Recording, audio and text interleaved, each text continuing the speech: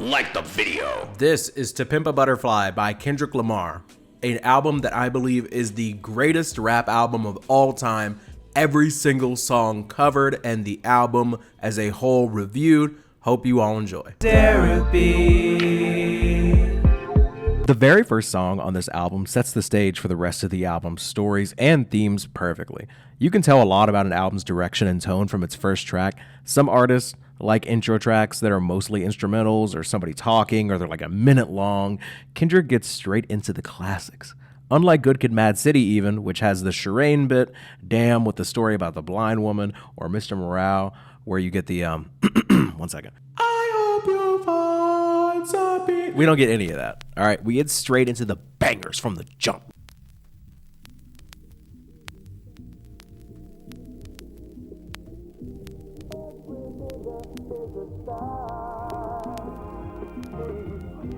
Every nigga is a star. Every nigga is a star. So this bit is sung by this old Jamaican singer who set out to reclaim the N-word before it was hip.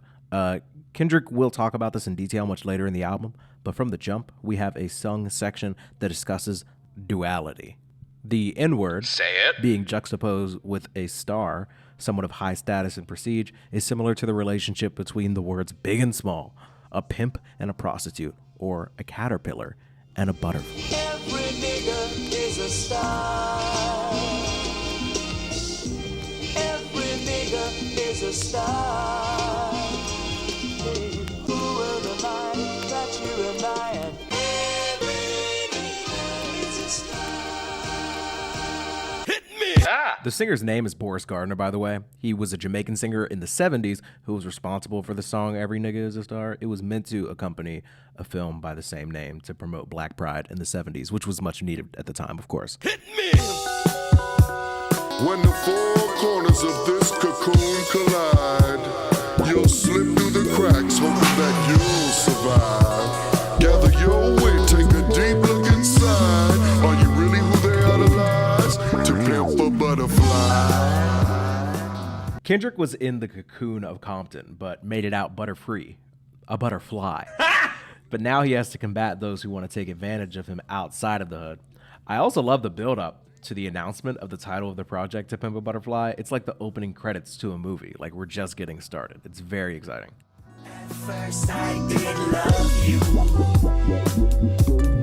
but I just wanna fuck. Late nights thinking of you, until I got my nut. Toss and turn, lesson learned. You was my first girlfriend. Bridges burn all across the board. Destroy. This is one of the most underrated Kendrick hooks in my opinion. I remember the first time I listened to this through headphones while my wife was home, and like I always sing this part like so hard, and she did not get the context at all. Like she was probably just hanging out in our bedroom and just heard me out of nowhere like, at first I did love you. Derek, are you talking to me? But now I just want to fight. What is going on? And she was probably like, who are you talking about?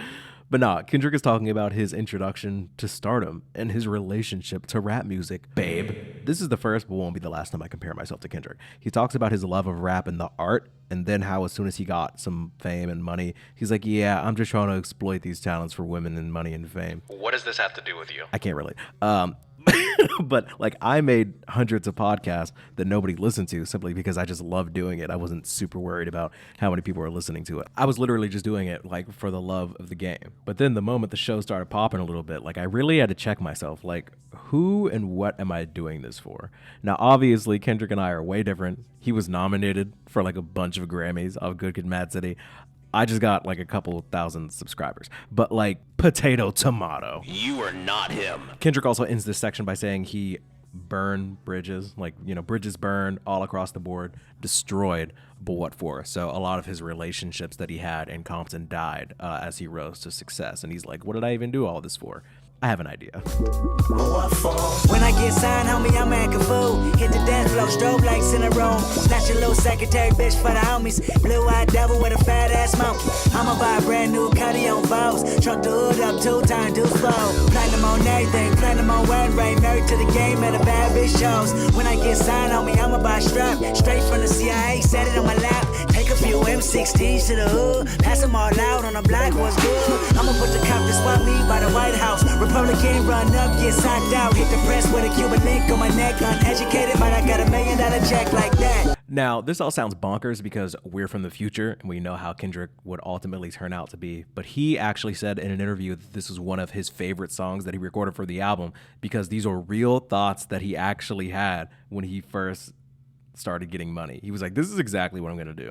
When I get signed, I'm gonna act a fool. Kendrick immediately starts talking about like all the things that would make him seem like a powerful, successful, wealthy man. Like, I'm gonna be bouncing around, dancing with strobe lights going off in the room. I'm gonna smash on a secretary type girl. Blue-eyed devil with a fat ass monkey is definitely what I would say I was looking for if I currently had like a dating profile, because that is hilarious. A lot of people talk about like what they would do if they hit the lottery or if they came into a bunch of money.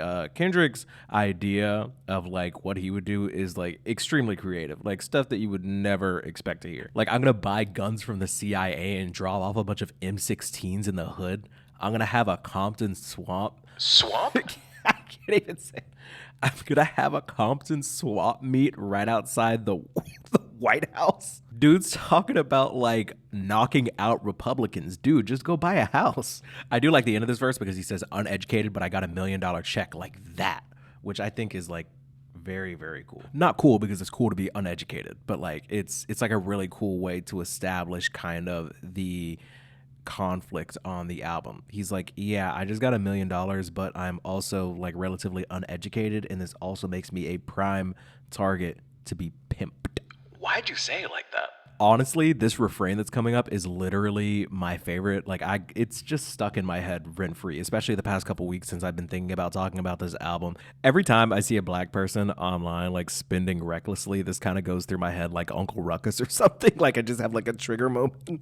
But also, like, I'm not the most like fiscally responsible human being ever. So every time I'm thinking about buying something that I don't need or like the timing is off, I'm like, We should never give, we should never give niggas money, go back home. Money, go back home. We should never give, we should never give niggas money, go back home. Money, go back home. Everybody get high. so we should have never gave you niggas money was a phrase that was from this Rick James sketch on the 2004 episode of the Chappelle Show, which I think is appropriate because Chappelle also infamously turned down $50 million because he had some conflicts with the people that were offering him the money to stay on the show. Dave Chappelle talked openly about how the more money that you are in line to make, the more people will try to get in and influence you, control you, try to take that money from you, and it was just a situation that he didn't want to be in. There's also this line from Ab-Soul in 2014, which was probably around the exact time that Kendrick was writing this album, where he literally says in his song Tree of Life, "You should have never gave us niggas money. We coming for everything." You know what I mean? Kendrick and Ab-Soul are tight, so he's probably making a reference to both of these things at once. Kendrick's been known to do that here and there. So the hook repeats again. At first I did love you. Then we get a very cool contribution from the one and only Dr. Dre, a Kendrick Lamar mentor, somebody he's also from Compton, and somebody who is known as a prominent mainstay in West Coast hip hop. But what for? Yo, what's up? It's Trey. Remember the first time you came out to the house? You said you wanted a spot like mine. But remember, anybody can get it. The hard part is keeping it, motherfucker. What you want? You a house, you a car, 40 acres and a mule, a piano, a guitar, anything. Say my name is Uncle Sam on your dog. Motherfucker, you can live at the mall. I know you're kind, that's why I'm kind. Don't have receipts, that's fine. Pay me later, wear those gaiters. Cliche and say fuck your haters. Now, this is the most slept on part of the song to me. I love how Dr. Dre comes in. He's like, yo, what's up? You remember when you came out? You wanted a spot like mine? You did it. Congratulations. You made it. I'm proud of you. Now, the hard part is actually keeping that. And it is so quickly cut off by this character that is being referred to as Uncle Sam. And he like jumps in immediately. He's like, what do you want? A house, a car, 40 acres, mule, piano, guitar? The piano guitar is like, basically, what do you need in order to continue making money so that we can take it from you? Do you want a house? Do you want a car? It's like the exact antithesis of what Dr. Dre is trying to speak to him. He's like, hey, you did a good job. You made it. The hard part is keeping it. And literally, immediately after that, it's like, here's all the ways you can absolutely ruin your life. Another really slept on bar here is, I know you're kind. That's why I'm kind. So he's specifically saying, like, look, we've seen this before. Young black artists blowing up, getting money. That's the reason why I'm coming to you, and like you specifically. That's the reason why you are being targeted. And it's like, yo, don't worry about keeping receipts. Everything's fine. You can pay me later. Wear those gators. Cliche. Say fuck the haters. It's like literally buy in to all these things that make a typical rap artist. So at the end of the day, if you aren't filing on all of this stuff, then we're going to destroy you via the Internal Revenue Service. It seems like on the nose now because the album has been out so long, but I feel like because it's kind of ran through so quickly that it can be easily missed. And I just love it. It's incredibly artful. I think that it's like such a unique way to describe the American dream and the infatuation kind of with the idea of becoming successful, what that looks like, what that feels like, the things you're supposed to buy, the things you're supposed to do, without really thinking about the long-term consequences of it. I can see the bottle in you. I can see the dollar in you. Little white lies, but there's no white collar in you. But it's whatever though, because I'm still following you. Because you make me live forever, baby. Count it all together, baby. They hit the register and make me feel better, baby. Your horoscope is a Gemini, 2 sides. So you better cop everything 2 times. 2 coops, 2 chains, 2 C notes. Too much and enough, both we know. Christmas, tell them what's on your wish list. Get it all, you deserve it, Kendrick. And when you hit the White House, do you? But remember, you ain't passed economics in school. And everything you buy, Texas will deny. How Wesley sniped your ass before 35. So this is still rapping from the perspective of Uncle Sam, and he's basically using everything that he knows about Kendrick in order to take advantage of him and ultimately benefit himself. Like, I can see the baller in you. I can see the dollar in you. It's like, I know that you've wanted these things. I know that you have the money for these things. Come hither, child. It's like mad predatory and kind of odd. No Diddy. But it's whatever though, because I'm still following you, because you make me live forever. Count it all together. It's like as long as you continue to make money, that's just more money for me to take, and I'm going to continue to survive. Because at the end of the day, like at one point, all these material things are going to die. They're going to become worthless. It's not going to matter. But the federal government lives on. They're always going to get their cut. I think Jay-Z is the one that had this quote where it's like, if you can't afford to buy it twice, then you can't afford it. I don't know if that's true. Somebody fact check me on that. In this verse, it said 2 coops, 2 chains, 2 C notes. Too much ain't enough. We both know. Like, there's really no amount that would be too much for somebody of your status, Kendrick. You deserved it. You earned it.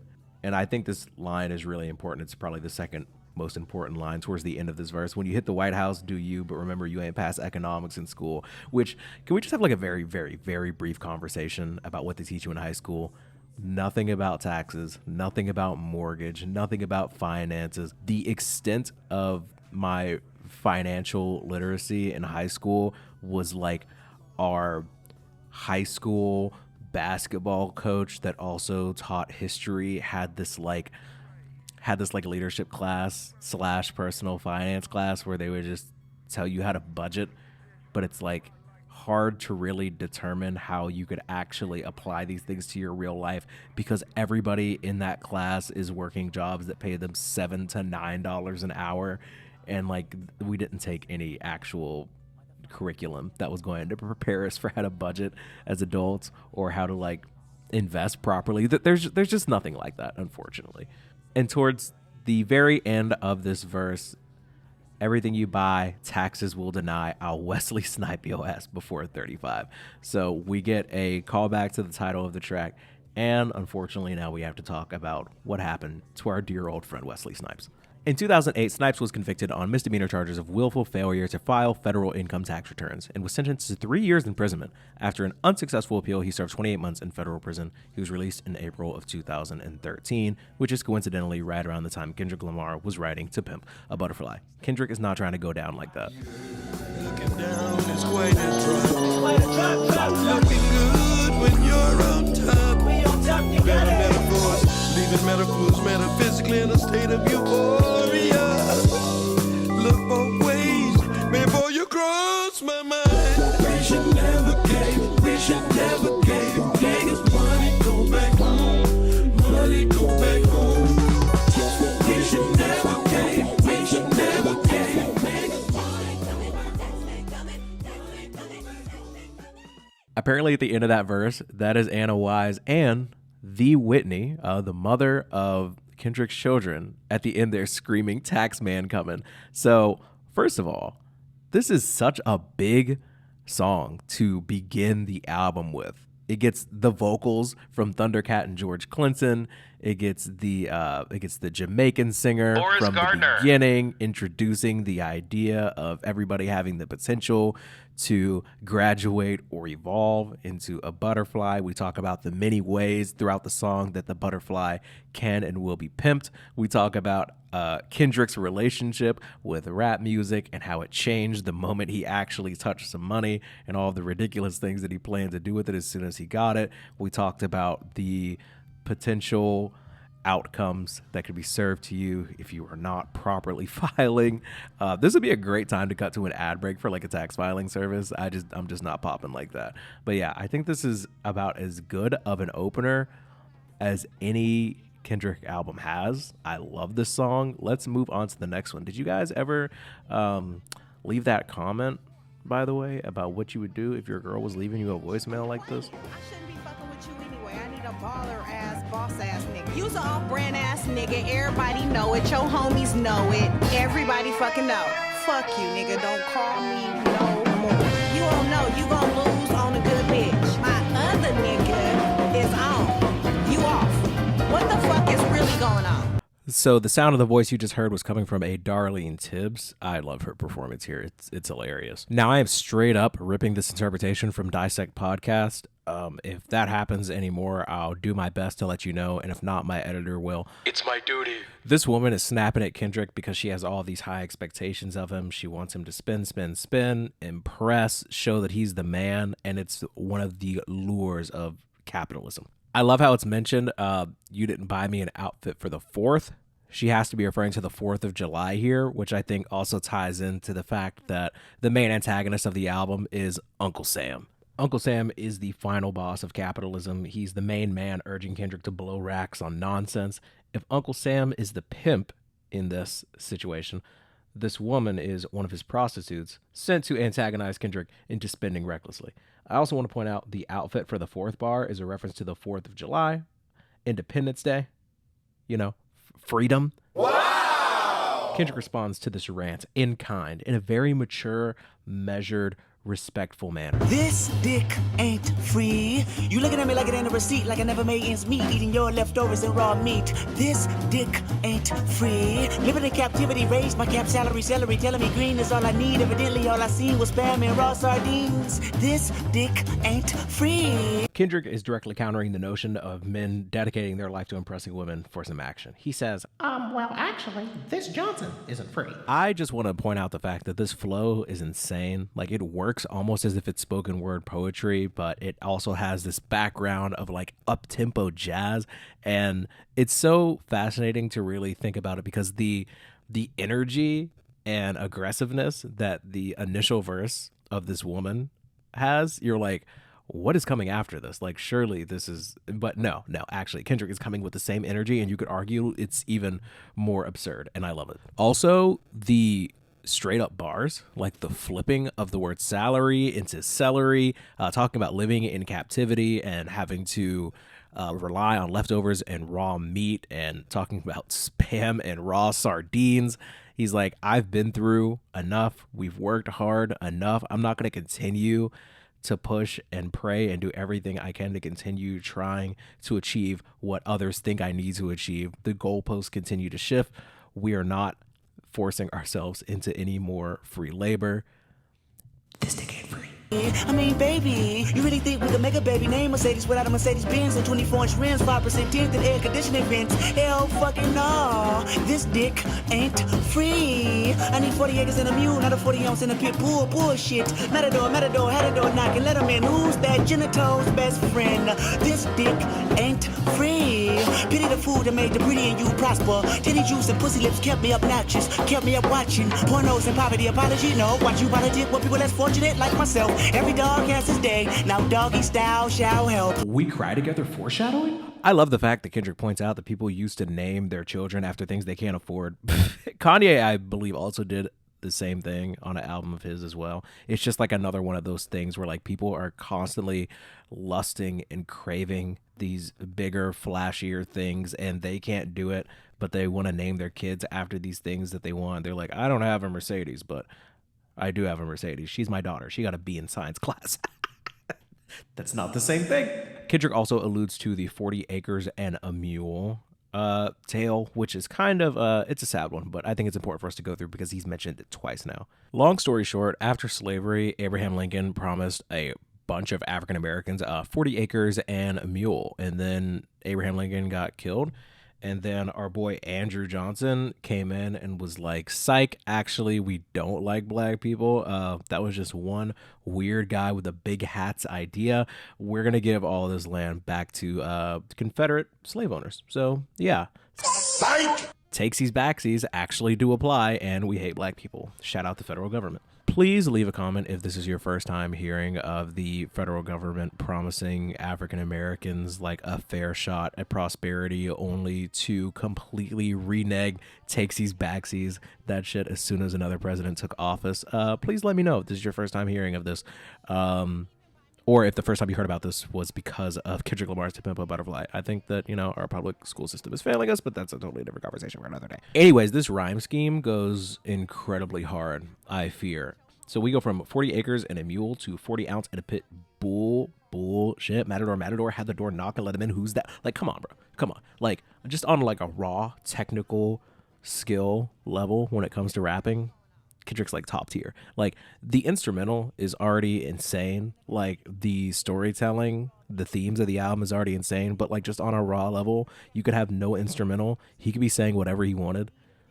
That man flowing. He's sliding. Also, this was another thing that was brought up in Mr. Morale and the Big Steppers. My editor might bring it up or somebody will comment on it. But he also mentioned Pitbull Terriers in Mr. Morale and the Big Steppers. And he's mentioning them again here, which makes me think there's no such thing as a coincidence when it comes to Kendrick Lamar albums. I also think that the Matador part is literally him referring to the 40 acres and a mule. Because, you know, Matador, you hold up like the red thing, you swing it, the bull runs at it. And like Kendrick is basically the raging bull. He's upset. Black people are upset. They promised things. They took it away. Matador. You get it? I get it. I'm sure you get it. I don't get it. This dick ain't free. Matter of fact, I need interest. Matter of fact, it's 9 inches. Matter of fact, see your friendship based on business. Pinching, more pinching, your pinching. My consensus been relentless. Fuck forgiveness, fuck your feelings, fuck your sources. All distortion. If we fuck, it's more abortion, more divorce, course and portion. My check with less endorsement left me dormant, dusted, doomed, disgusted. Force weight, fuck you, figures and more shit. Porcelain pipes, pressure, busting twice. Choices devastated, decapitated the horseman. Oh, America, you bad bitch. I picked cotton and made you rich. Now my dick ain't free. I'ma get my Uncle Sam to fuck you up. You ain't no king.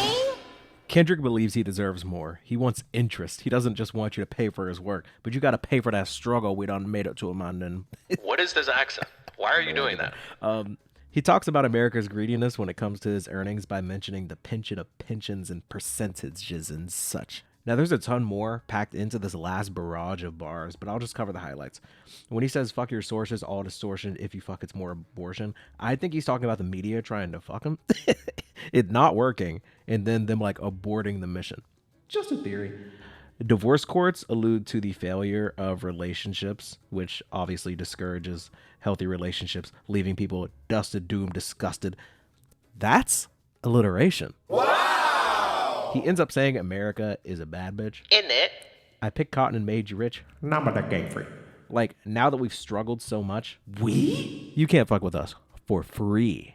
And I love how this track ends, confirming the relationship between Darlene Tibbs' character, who may be Bad Bitch America, and her pimp Uncle Sam. She says she's going to get Uncle Sam to mess Kendrick up while saying he isn't a king, which perfectly transitions into the next song, King Kunta.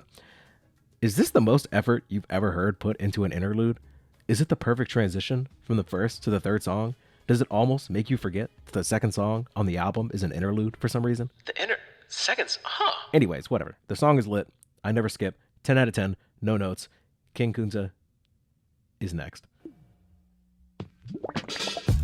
I got a bone to pick. I don't want you monkey mouth motherfucker sitting in my throne again. I'm mad, but I ain't stressing. True friends. One question.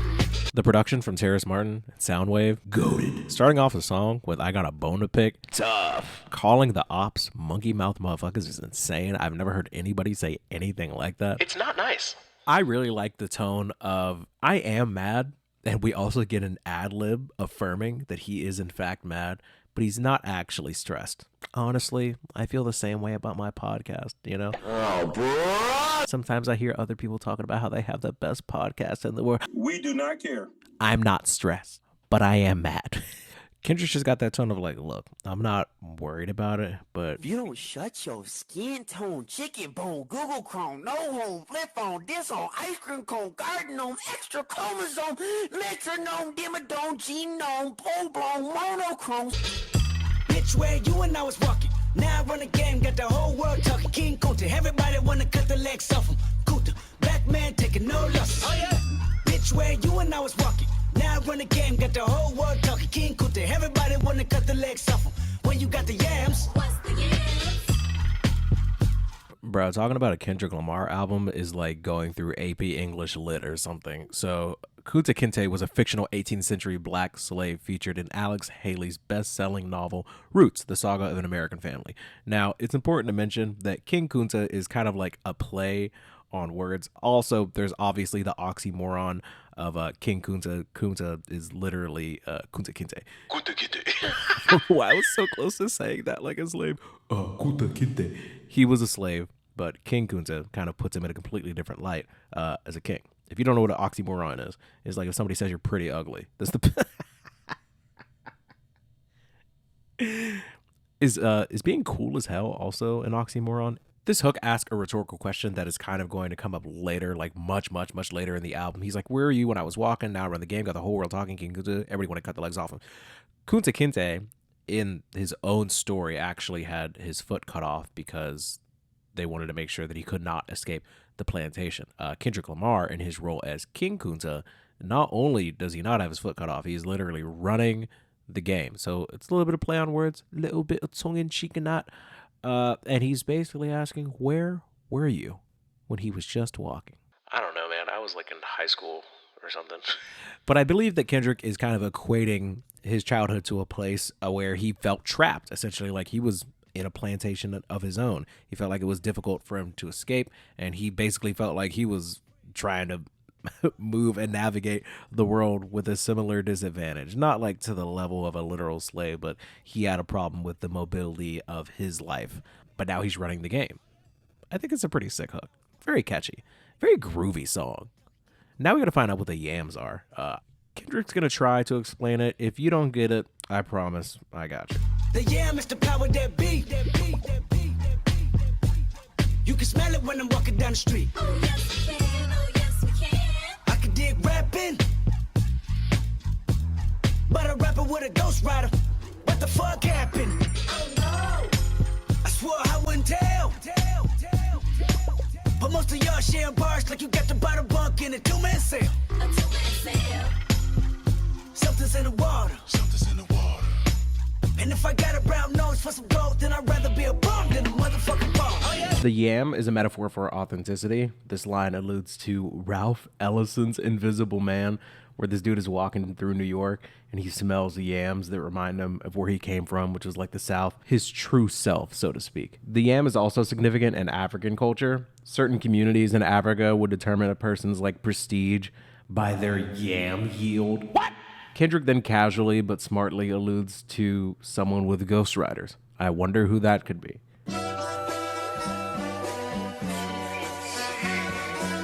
He says, y'all are sharing bars like you got a bottom bunk in a 2-man cell. He ends the verse by saying he'd rather basically be a bum on the street than compromise his integrity by doing something like that. Based. Then we get another very funky hook before going into another verse where the yams represent something completely different. When you got the yams, the yam brought it out of Richard Pryor. Manipulated Bill Clinton with desires. 24/7, 365 days times 2. I was contemplating getting on stage just to go back to the hood, see my enemy and say, oh yeah. The yams also mean you have power and clout. They give you resources and drive to do things that you couldn't do before. Kendrick brings up how the yams had Richard Pryor wilding it out and how they also had Bill Clinton acted up. Sharing this with you all because it was the first thing that Genius mentioned, and I just think it's really funny to mention these two things specifically. Richard Pryor apparently set himself on fire. Why? After doing cocaine, which I just learned that today. What about being high makes you think that it's cool to light yourself on fire? I don't know. Richard Pryor would be huge on TikTok today. Bill Clinton, as you all know, notoriously got some from Miss Lewinsky back in the day. He also lied about it under oath, which is just, Not nice. just lame. It's just not a nice thing to do to your wife. But, yams will do it to you. The yams are sweet and warm and inviting and can corrupt men in the White House or the trap house, apparently. I guess you could say that these men were, Conflicted. Misusing their influence. Kendrick says he thought about taking a break from his success just to go back to Compton and flex, which is really funny, man. Like, imagine you're just now ascending. You're, like, literally reaching your peak, and all you want to do is go back home and be like, look! Look! I'm winning. After this, we get another hook and then the final verse of the song where Kendrick reiterates that he is, in fact, that guy. I was gonna kill a couple rappers, but they did it to themselves. Everybody's suicidal, they didn't even need my help. This shit is elementary, I'd probably go to jail if I shoot at your identity and bounce to the left. Stuck a flag in my city, everybody screaming Compton. I should probably run from here when I'm done, to be honest. And I put that on my mama and my baby boo too. 20 million walking out the court, baby, whoa, whoa. Oh yeah, fuck the judge, I made it past 25, and now I was a little nappy-headed nigga with the world behind him. Life ain't shit but a fat vagina, screaming, Annie, are you okay? Annie, are you okay? Limo tinted with the gold plate, straight from the bottom, Mr. Belly of the beast, from a peasant to a prince to a motherfucking king. Oh yeah. Kendrick says he was going to kill a couple rappers, but they did it to themselves. And he smartly uses a Jay-Z line to say rappers are committing career suicide, trying to compete with him using ghostwriters, while he blatantly rips a line from Jay-Z. They're cool, of course, so it's okay. I'm pretty sure he talks about how they had a conversation after he dropped the Control verse, which is an episode for another day. Crazy coincidence with the shoot at your identity and bounce to the left line, considering in 2024, Kendrick would in fact shoot directly at Drake's identity and then say, step this way, and it would forever change this man's career. Kendrick then references Malcolm X with his line, 20 million walking out the court. Malcolm X once said in a famous speech of his, and the presence of 20 million black people in America against their will is a living witness, a living testimony of the crime that Uncle Sam committed, your forefathers committed, when our people were brought here in chains. The Uncle Sam name drop means this is definitely what Kendrick was referring to. He was definitely still in his savior era, talking Malcolm X, talking about becoming mayor, pulling up to the White House, wishful thinking. He ends the verse by saying he really started from the bottom. Like, he actually started from the bottom. Straight from the bottom, from the belly of the beast, from a what? Today, Junior? From a peasant to a prince to a motherfucking king. I love the theme of this song, the elements of funk, catchy hook, the historical references are appropriate, but there's also the modern day relevance of being the king of rappers, calling out people for ghostwriting, and discussing his feelings of responsibility while peppering in the temptation to kind of fuck around like Richard Pryor and Bill Clinton. Great song, 10 out of 10. Let's listen to the outro.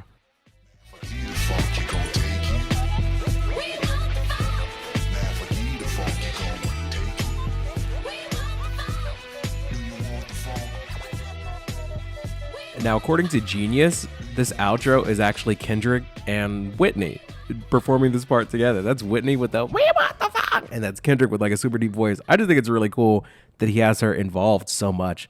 not only in this album, but in future albums to come. I mean, how many rappers can say that they've had somebody holding them down like that for that long?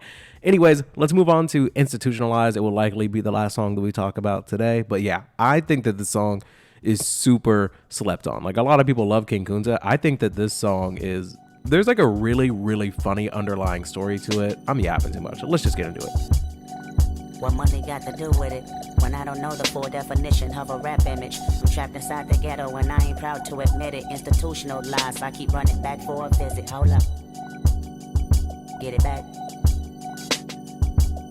I said I'm trapped inside the ghetto and I ain't proud to admit it. Institutionalized, I can still kill me a nigga, so what? I love how concrete the concepts are for these songs, and I love how Kendrick addresses the themes directly, but in unique ways. There's this voice that's running around in Kendrick's mind, and if you're listening through headphones, you can hear it going from left to right and right back to left. It's like he has money, but what does that mean? How should he act? He feels trapped and he can't help but have these dangerous thoughts regardless. He has money and status, but he still has that dog in him. So what? If I was the president, I'd pay my mama's rent, free my homies and them, bulletproof my Chevy doors, lay in the White House and get high, Lord. Whoever thought, Massa, take the chains off me. This is low-key kind of wholesome. If I was the president, I'd pay my mama's rent. Look, like, I grew up middle class, but if I came into a bunch of money and success, I don't think my first thought would be like really big stuff. It'd probably be similar to Kendrick. Like, let me just take care of my mom. Start small. But then on the other hand, we have free the homies, bulletproof the Chevy doors, like, because obviously people are going to come for you. And laying in the White House and getting high is, you know, of course, another allusion to the White House. This symbol of power, kind of the ultimate symbol of having control and feeling free. And the interlude kind of ends with "Master, take the chains off me."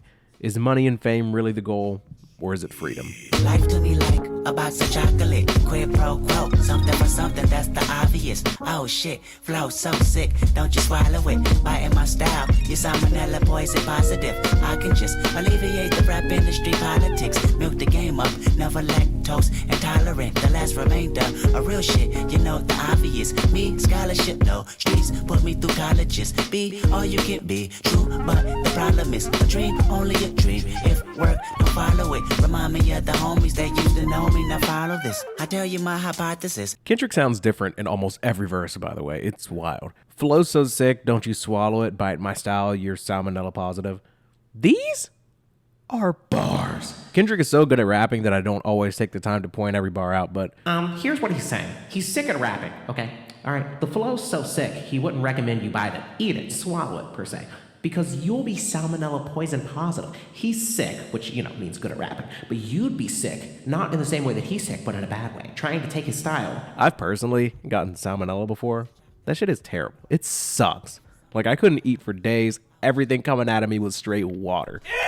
Ew! Anyways, Kendrick will go on to talk about how he has no shame in milking the game, didn't have proper schooling, the streets put him through college, but he capitalized on the dreams that he had. He says this, but he doesn't forget to remind you that hard work is also mandatory to achieve these dreams. Otherwise, dreams will just stay dreams. And then we get into the beginning of what probably isn't meant to be a funny story, but it's funny to me. I'm probably just way too loyal. K-Dizzle would do it for you. My niggas think I'm a god. Truthfully, all of them spoil you. Usually, you're never charged. But something came over you once I took you to them fucking BET Awards. You looking at artists like they're harvests. So many rollies around you and you want all of them. Somebody told me you thinking about snatching jewelry. I should've listened what my grandmama said to me. Kendrick has made it. He's got money, accolades, people love him. His homies really love him. What do you mean by that? He says sometimes he thinks he's too loyal to them, and sometimes they act spoiled. He begins this story about a friend he took to the BET Awards, and Buddy started talking about snatching jewelry. Like... I'm just imagining Kendrick at the BET Awards, and I don't know, like Queen Latifah, Kelly Rowland, Beyonce, Carrie Hilson, other black women are there, and they have no idea that old Kung Fu Kenny over there brought some hooligans that are just looking for a come up off like your necklace or your watch. Like, it's wild. Here's the first half of the hook from Bilal, who is in character as Kendrick's grandmama. Grandmama? Shit don't change until you get up and wash your ass, nigga. Shit don't change until you get up and wash your ass. Boy, shit don't change till you get up and wash your ass, nigga. Oh, now, slow down. It goes without saying that this hook basically centers around the idea of nothing changing in your life until you take responsibility for the things that are happening around you, until you take a look in the mirror and actually start taking initiative to better yourself. Some things are easier said than done, because Kendrick much later, because, you know, we're from the future, would make another album where he talks about choosing himself. That's actually the closing track on the album. It's called Mirror. And he's like, I choose me. Your grandma been saying that, boy. Once upon a time in a city so divine called Westside Compton, there stood a little nigga, he was 5 foot something. God bless the kid, took his homie to the show and this is what they said. Snoop Dogg is not known for incredible features on songs of like extraordinarily popular artists. Snoop Dogg will pop into Katy Perry's California Girls and pretty much any other song that is pretty unserious. I think he popped up on Lil Dicky's debut album, basically telling everybody that Lil Dicky has passed the test and should in fact become a professional rapper. Questionable. But I think his inclusion here is appropriate. Like, he's a West Coast legend, and he's basically helping Kendrick tell the story about his upbringing and how you can take the homie out the hood, but you can't take the hood out the homie. We're getting ahead of ourselves, though. What am I supposed to do when I'm looking at walking licks? The constant big money talk about the mention and foreign whips, the private jets and passport, presidential glass for gold bottles, gold models, stiff enough to ask for. Instagram flick, sucking dick. Fuck is this? One more sucker waving with a fleshy wrist. My defense mechanism tell me to get him quickly because he got it. It's a recession. Then why the fuck he ain't king of diamonds? Kendrick is rapping from the perspective of one of his homies at the BET Awards. He's like, how do you expect me to behave when all these people are walking around asking to be robbed? People are pulling up in foreign whips. They're talking about mansions that they have. Like, people pulling up in private jets. There's a presidential glass floor. I don't even know what that means, but can I steal the floor? I love the idea of imagining like one of Kendrick's homies seeing people pose for Instagram pictures and they're just like disgusted. Like, they're just hitting them with that Pusha T yuck. This isn't like real criticism of the music, but it's more of just like Kendrick's decision making as like an up and coming artist. Is it really responsible to bring people that are still struggling financially to award shows where you know people are going to be looking like crazy rich? Like, Kendrick should know these people better than anybody because he's probably getting them flown out to these places and he probably grew up with them. It's like, you have to kind of know what their attitude, what their mentality is like before you bring them to one of these award shows. Like, I understand why he's upset and clearly embarrassed enough about it to put it into a song of his, but like outside of the music, just like on a human level, not a great idea. Like, he's rapping about like how their defense mechanisms are kicking in, like they're in fight or flight mode, like they're thinking about how to survive, they're worried about what they're gonna eat next week. Like, these are not the type of people that you should have at award shows. I'm not saying that like they don't deserve to enjoy nice things. I'm just saying it's like award shows are kind of a place where you go to flex on people. Like, people are literally being awarded for like how much success they have. I'm not bringing a poor homie there. That's just me. I would also be a little bit conflicted. I might misuse my influence if like I'm struggling to pay rent. It's the middle of a recession and like I see Rick Ross over there with like a house on his wrist and he's not paying a lot of attention and I know I can outrun him. Fucky and king of diamonds, no more living poor, meet my 4-4. When I see him put the per diem on the floor, now Kendrick know they your co-workers, but this gon' take a lot for this pistol go cold turkey. Now I can watch on the TV and be okay, but see I'm on the clock once that watch landing in LA. Remember, still from the rich and giving it back to the poor. Well, that's me at these awards. I guess my grandmama was warning the boy. She said, no more living poor, meet my 4-4. When I see him put the per diem on the floor. These are bars. Just to make sure you're keeping up, a 4-4 is a pistol. What your gun sound like? These motherfuckers are contemplating armed robbery at an event that is on live television.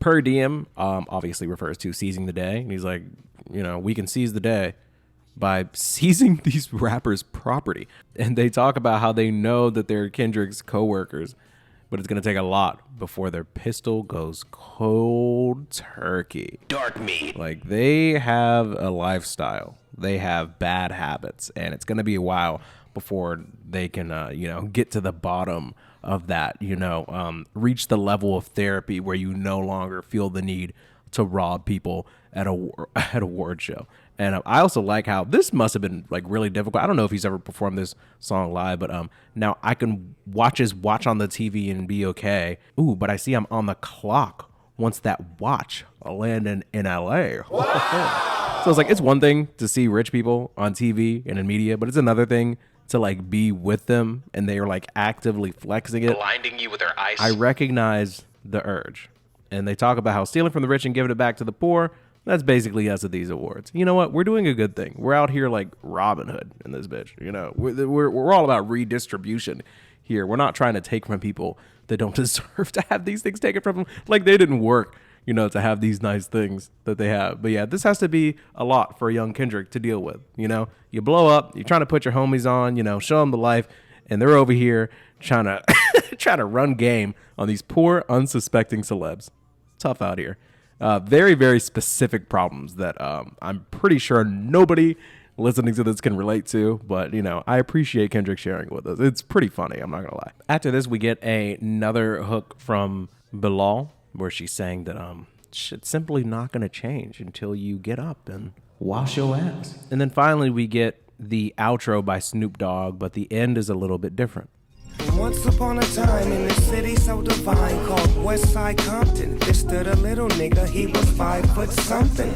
Dazed and confused, talented but still under the neighborhood rules. You could take your boy out the hood, but you can't take the hood out the homie. Took his show money, stashed it in the mosey wosey. Hollywood's nervous, fuck you, good night, thank you much for your service.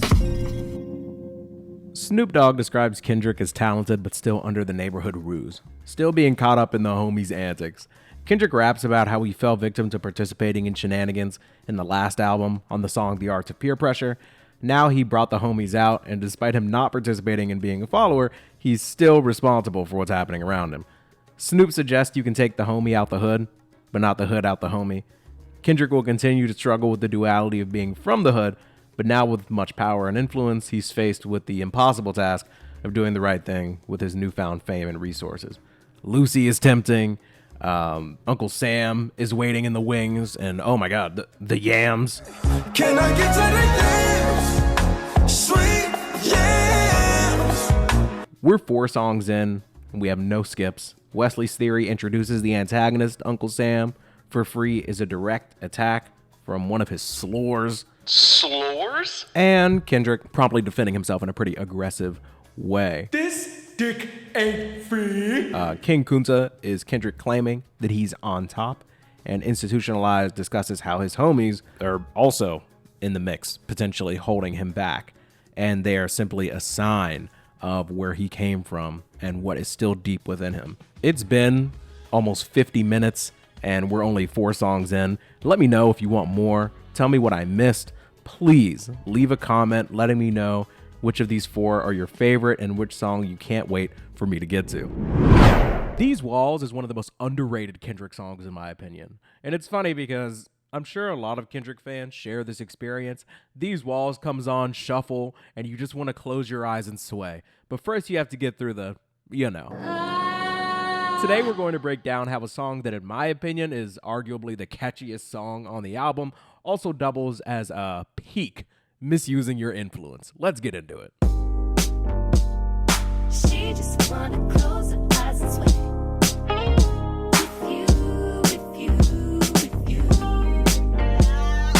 Exercise her right to work it in. It's true, it's true, it's true. Shout out to the birthday girl, say hey, hey, say hey, hey. Oh, girl. Everyone deserves a night to play, play. She plays when you tell her no. In Kendrick's last album, Good Kid, Mad City, Kendrick rapped about how his friend was killed in the song Sing About Me. It's detailed much later in this song, but I'll tell you from the top. This song is actually referring to the lover of the man who killed Kendrick's friend.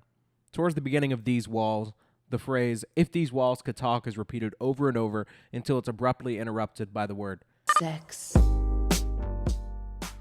This first verse talks about this girl going out and partying, how she deserves a night to play. She wants to exercise her right to work it out. She's trying to throw down while her man is locked up. I can feel your rain when it cries. Gold lives inside of you. I love it when I'm in it. I love it when I'm in it. The wall can talk, they tell me to swim good. No boat, I float better than he would. No light jacket, I'm not the God of Nazareth. But your flood can be misunderstood. Our chorus is performed by Anna Wise, Thundercat, and Bilal, who have just fantastic contributions all over the album. They sing "I Can Feel Your Rain When It Cries," which goes pretty hard. What do you mean by that? Rain when you cry because she's mourning the loss of her man. Rain because of the liquids her body is producing elsewhere. And rain as in Kendrick using his power of influence to conquer her in a way, you know, as a king. King Kunta. King Kendrick. We get it! And this brings us to our first verse. The wall can talk, they tell me to swim good. No boat, I float better than he would. No light jacket, I'm not the God of Nazareth. But your flood can be misunderstood. Wall telling me they full of pain, resentment. Need someone to live in them just to relieve tension. Me, I'm just a tenant. Landlord said the wall vacant more than a minute. The wall are vulnerable. Exclamation, interior pink, color coordinated. I interrogated every nook and cranny. I mean, it's still amazing. Before they couldn't stand me. These walls wanna cry tears. These walls happier when I'm here. These walls never can hold up. Every time I come around, demolition might. Kendrick uses water metaphors to talk about the inside of these walls. Now look. Where? I've talked about rappers talking about having sex with your girl and how lame it is. Like when Lil Baby or Gunna or Drake talk about taking my girl, I'm like, okay, dude, are you gonna pull up to the to the animal shelter that my wife works at and tell her you have like a house on your wrist? Like, I don't think that's gonna work. But here's why Kendrick doing this is cool with me, okay? Because He's not talking about like your wife. well, yeah. He's telling a seemingly true story that builds off the story of a previous album. He also talks about it in like a super artful way. When he says no life jacket, he means he's, you know, going in without protection. He talks about how these walls are full of pain and resentment, discussing how he recognizes like the ethical issues with the activity. He then switches mid-verse to a metaphor about being a resident in her walls. Kendrick is in your walls. He says he's just a tenant. The landlord said these walls would be vacant more than a minute, alluding to how the intercourse is only possible because of the incarceration of her man. He talks about the walls being interior pink, color coordinated, which falls in line with the house or apartment metaphor. So what I'm saying is, you can rap about having sex with a woman that belongs to someone else, but like, can it be artful? That's all I'm asking. Can it be like more subtle and metaphoric? Can I dance to it without feeling gross? Is that too much to ask? Lil Wayne. Anyways, we're skipping the chorus and we're hitting the third verse. The wall can talk, they tell me to go deep. Yelling at me continuously, I can see your defense mechanism is my decision. Knock these walls down, that's my religion. Wall feeling like they ready to close in. I suffocate, then catch my second wind. I resonate in these walls. I don't know how long I could wait in these walls. I've been on the streets too long. Looking at you from the outside in, they sing the same old song about how they was always the cleanest. I beg to differ, I must have missed them. I'm not involved, I'd rather diss them. I'd rather call on you, put your wall up. Cause when I come around, demolition go. Mr. Duckworth continues with more metaphors about going deep and how the walls are closing in, suffocating and needing to catch a second wind. Relatable, I fear. What? But I want to draw your attention to these lines here.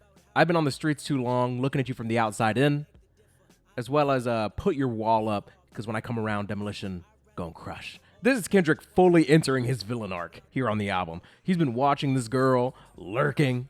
He's been watching this dude rot in jail from the outside looking in. He knows what he's in for, and he knows how long he'll be there, and he knows this girl has her walls up. The same way her man has physical walls keeping him trapped. But Kendrick is coming to knock her walls down just to misuse his influence all over her place. Ew. This, my friends, is nasty work. Now, after another hook, we get the fourth verse where Kendrick monologues about his evil plan in its entirety, like Dr. Doofenshmirtz or something.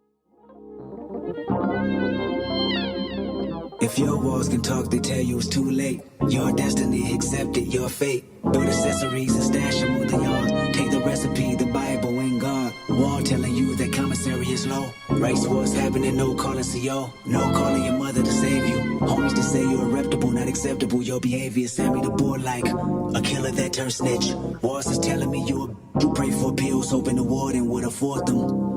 That sentence so important. Walls telling you to listen to sing about me. Retaliation is strong, you even dream about me. Kill my homeboy and God spared your life.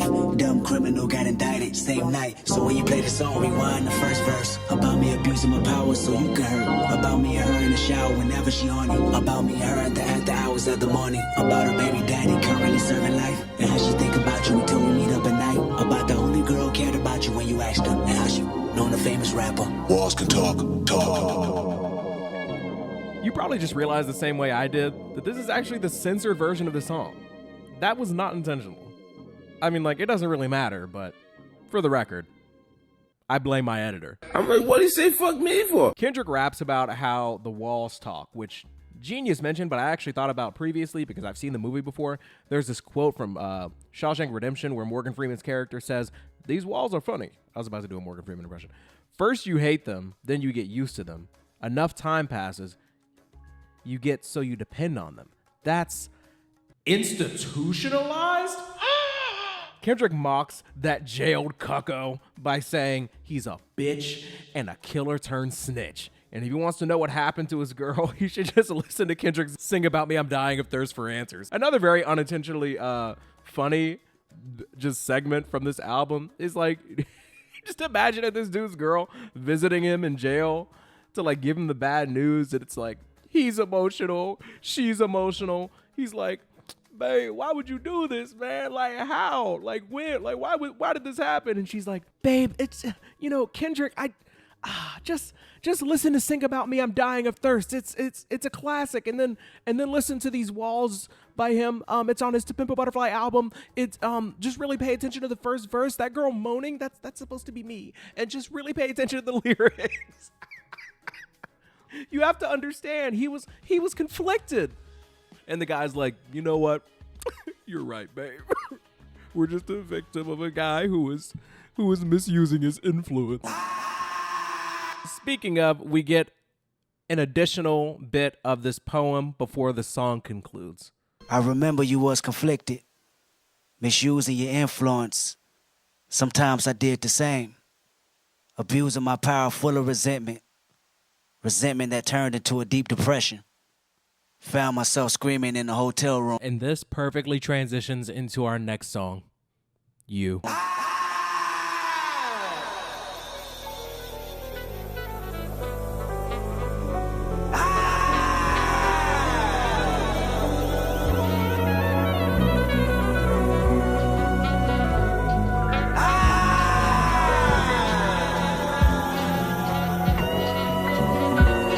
What do you do when you're most angry? Like, how do you let that out? When I was younger, like, if my parents were upset with me or they had finished disciplining me for whatever I had done, I'd, like, scream into a pillow or something like that. Or, like shadow boxing in my room or something. Now that I'm an adult, whenever I feel like I'm getting overwhelmed, and this hasn't happened in a really long time, but oftentimes I feel like most at peace when I'm driving, like on a highway, and sometimes I'll literally just like scream at the top of my lungs because I don't know about you guys, but I have literally never heard another person's voice from another car when I'm driving down a highway. So like that's kind of what I think about when I hear Kendrick just screaming here. I think I read somewhere, according to Soundwave, on a podcast, he was in the studio when Kendrick was recording the song, and he said that time he actually went in the booth, turned out all the lights, and you just knew something was different.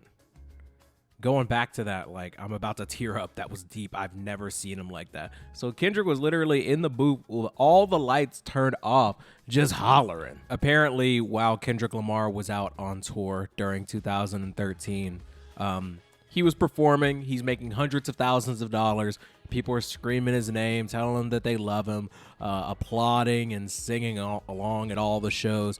And apparently during that time, during that tour, 3 people that he knew personally were they either died or were killed in Compton where he grew up. So this is him kind of letting out that grief. I thought for a really long time that these verses were Kendrick taking on the role of other people in his life, saying that he let them down, but this is actually him talking to himself pretty much the entire time. Loving you is complicated. Loving you is complicated. Loving you is complicated. Loving you is complicated. Loving you is complicated. Loving you is complicated. Loving you is complicated. Loving you is complicated. Loving you is complicated. Loving you is complicated. This song is obviously the antithesis of the song I that we'll be talking about much later on, probably in a different show from this one, where Kendrick is talking all about how he loves himself, he's proud of himself, he's proud of who he is, who he's grown to be. You is obviously like the total the total opposite of that, because what he's really getting into on this song is how hard it's become to love himself based off of what he's allowed his life to become, based off the people that he's neglected, the people that he feels like he's let down. So that's kind of the thesis of what this song is based off of. Let's get into the first verse. I place blame when you steal, place shame when you steal. Feel like you ain't shit, feel like you don't feel confidence in yourself. Breaking on marble floors, watching anonymous strangers telling me that I'm yours. But you ain't shit, I'm confidential, tolerance nothing special. What can I blame you for? Nigga, I can name several. Situation I start with your little sister baking. A baby aside, just a teenager, where your patience? What was your antennas? What was the influence you speak of? You preached in front of 100,000 but never reached up. I fucking tell you, fucking failure, you ain't no leader. I never liked you, forever despise. I don't need you, the world don't need you, don't let them deceive you. Numbers lie too, fuck your pride too, that's what dedication. Thought money would change you, made you more complacent. Fucking hate you, I hope you embrace it, I swear. Kendrick blames himself for everything that's happened in his orbit. He says, I place blame on you still, place shame on you still, which means this isn't the first time he's reflected on his life in a negative way. I think this speaks to how he's felt these feelings before fame and how these feelings haven't escaped him. He contrasts his confidence with the marble floors he stands on, which are supposed to signify his success. When you're depressed, your biggest enemy is yourself. And Kendrick is just laying into his own person, blaming himself for his sister's teenage pregnancy. And he talks about how even though he's influenced thousands of his fans, he hasn't positively influenced his family because tragedy has found them while he was gone on tour and they were suffering in Compton. He confronts the idea that he's a savior by calling himself a failure, not a leader, and tells himself that the numbers lie to him. Despite his success in music, he's a person of low value. He ends the verse by saying that money has made him complacent, if anything. Many people claim that money will empower you to affect change in a positive way if you've always meant to. Kendrick poses the idea that if anything, money's made him less motivated to impact his community in a positive way. We're going to skip the chorus where he continues to say that loving himself is complicated, and we're going to skip to the interlude and the break. Loving you, not loving you, 100 proof. I can feel your vibe and recognize that you're ashamed of me. Yes, I hate you too.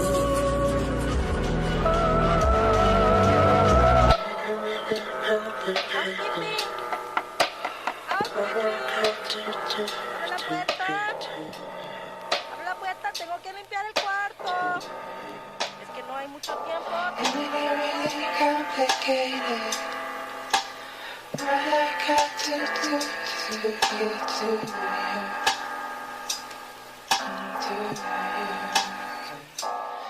This interlude alludes to where we left off in the poem about him screaming in the hotel room.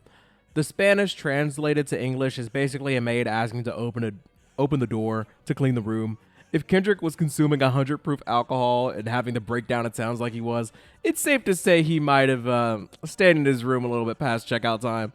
I know this song is super serious, but like, could you just imagine that you're a maid that's working in a hotel and you're like walking up to a room to clean it, and as soon as you approach the door, you just hear... Yeah, I'm gonna just treat that like a do not disturb sign and tell boss to charge him the extra day. Also, I really just wanted to point out how right before this complete break, this total silence, between the interlude and the verse. There's this like panning that goes back and forth from the left to the right channel. If you're listening through headphones, you probably heard it. It's very unsettling, and I think it's supposed to show like the kind of emotionally unstable state that Kendrick's in at the time. You the reason why mama and them leaving. No, you ain't shit. You say you love them. I know you don't mean it. I know you irresponsible, selfish. You deny you can't help it. Your trials and tribulations are burden. Everyone felt it. Everyone heard it. Multiple shots, corners crying out. You was deserted. Where was your antennas again? Where was your presence? Where was your support that you pretend? You ain't no brother. You ain't no disciple. You ain't no friend. A friend never leave Compton for profit or leave his best friend, little brother. You promised you watch them before they shot him. Where was your antennas? On the road, bottles and bitches. You FaceTime the one time. That's unforgiving. You even FaceTime instead of a hospital visit. Guess you thought he'd recover well. Third surgery, they couldn't stop the bleeding for real. Then he died, God himself, and say you fucking failed. You ain't tried. As Kendrick drinks more and more, the depression gets heavier. He begins to question his love for his family, and he feels like he neglected them to pursue his success. He feels guilt because while he was on the road rapping about all the danger he grew up around, his community was still suffering. I actually just found this article where Dave Free and some other members of Kendrick Lamar's team were talking about the recording of this song. I'm just going to read it verbatim so I don't mess anything up. Kendrick Lamar's longtime manager and PG Lang co-founder Dave Free delved into the pain and grief that the TDE MC was dealing with while recording To Pimp a Butterfly. K-Dot lost numerous close friends after the success of 2012's Good Kid, Mad City, but the death of 23-year-old Chad Keaton hit him especially hard. Quote, Chad was a really hard one for Kendrick because Chad was younger than us, like a little bro, Free said. I'll never forget. He FaceTimed me while we were on tour. We was on the bus talking to him, and we were telling him, bro, we about to come back and see you. We're going to try and cut this run short and get back to you. And we didn't get back to see him before he passed.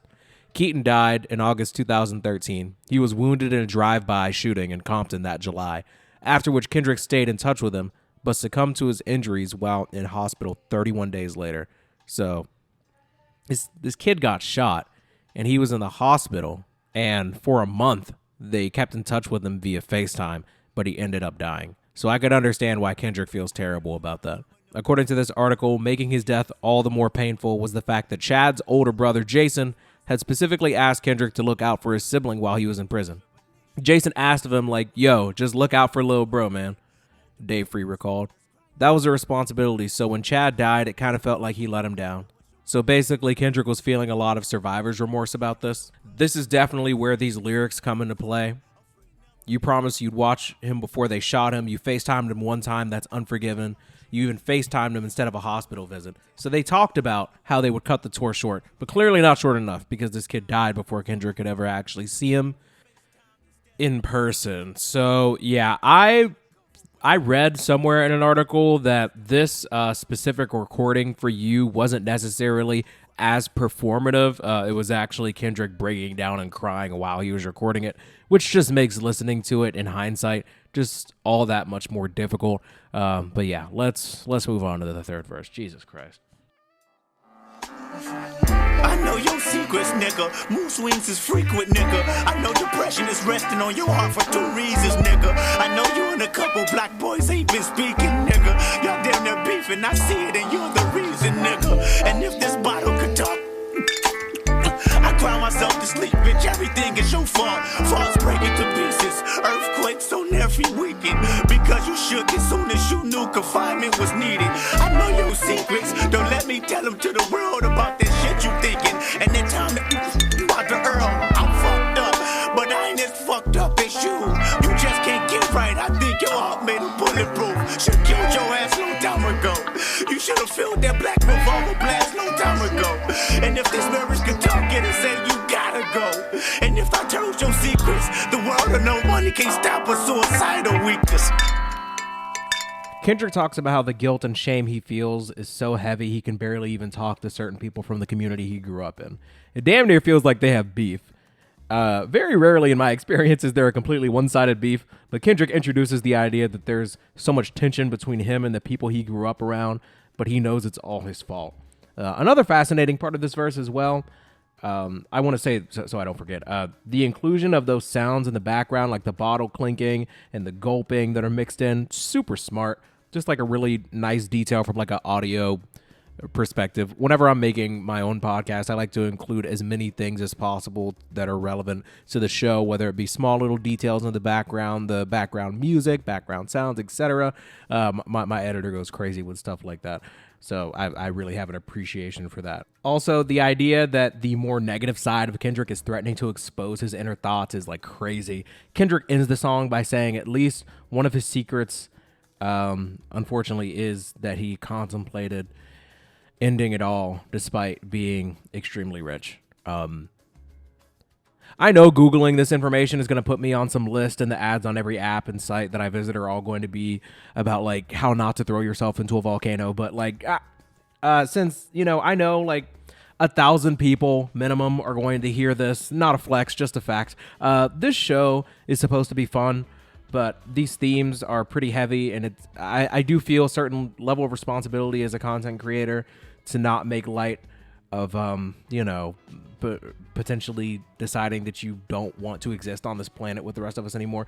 So despite the volcano thing, you know, Come on, Derapy. if you are struggling or know someone who is, please talk about it with someone or encourage them to reach out to someone. Like, the worst thing about depression is feeling like you're alone, feeling like you have unique problems that no one can relate to. And I promise you, you're not alone. And I know that sounds like super cheesy, and it sounds like I'm just saying, oh no, people love you. But like, that's not really what I'm saying. Is, I mean, yeah, people do, but your problems aren't unique. Others have had the same or worse, and that's not to compare them, but depression and anxiety have a habit of making you feel like you have a special brand of hardship that you'll never be able to overcome. But I have great news, actually. I'm going to let you in on a little secret.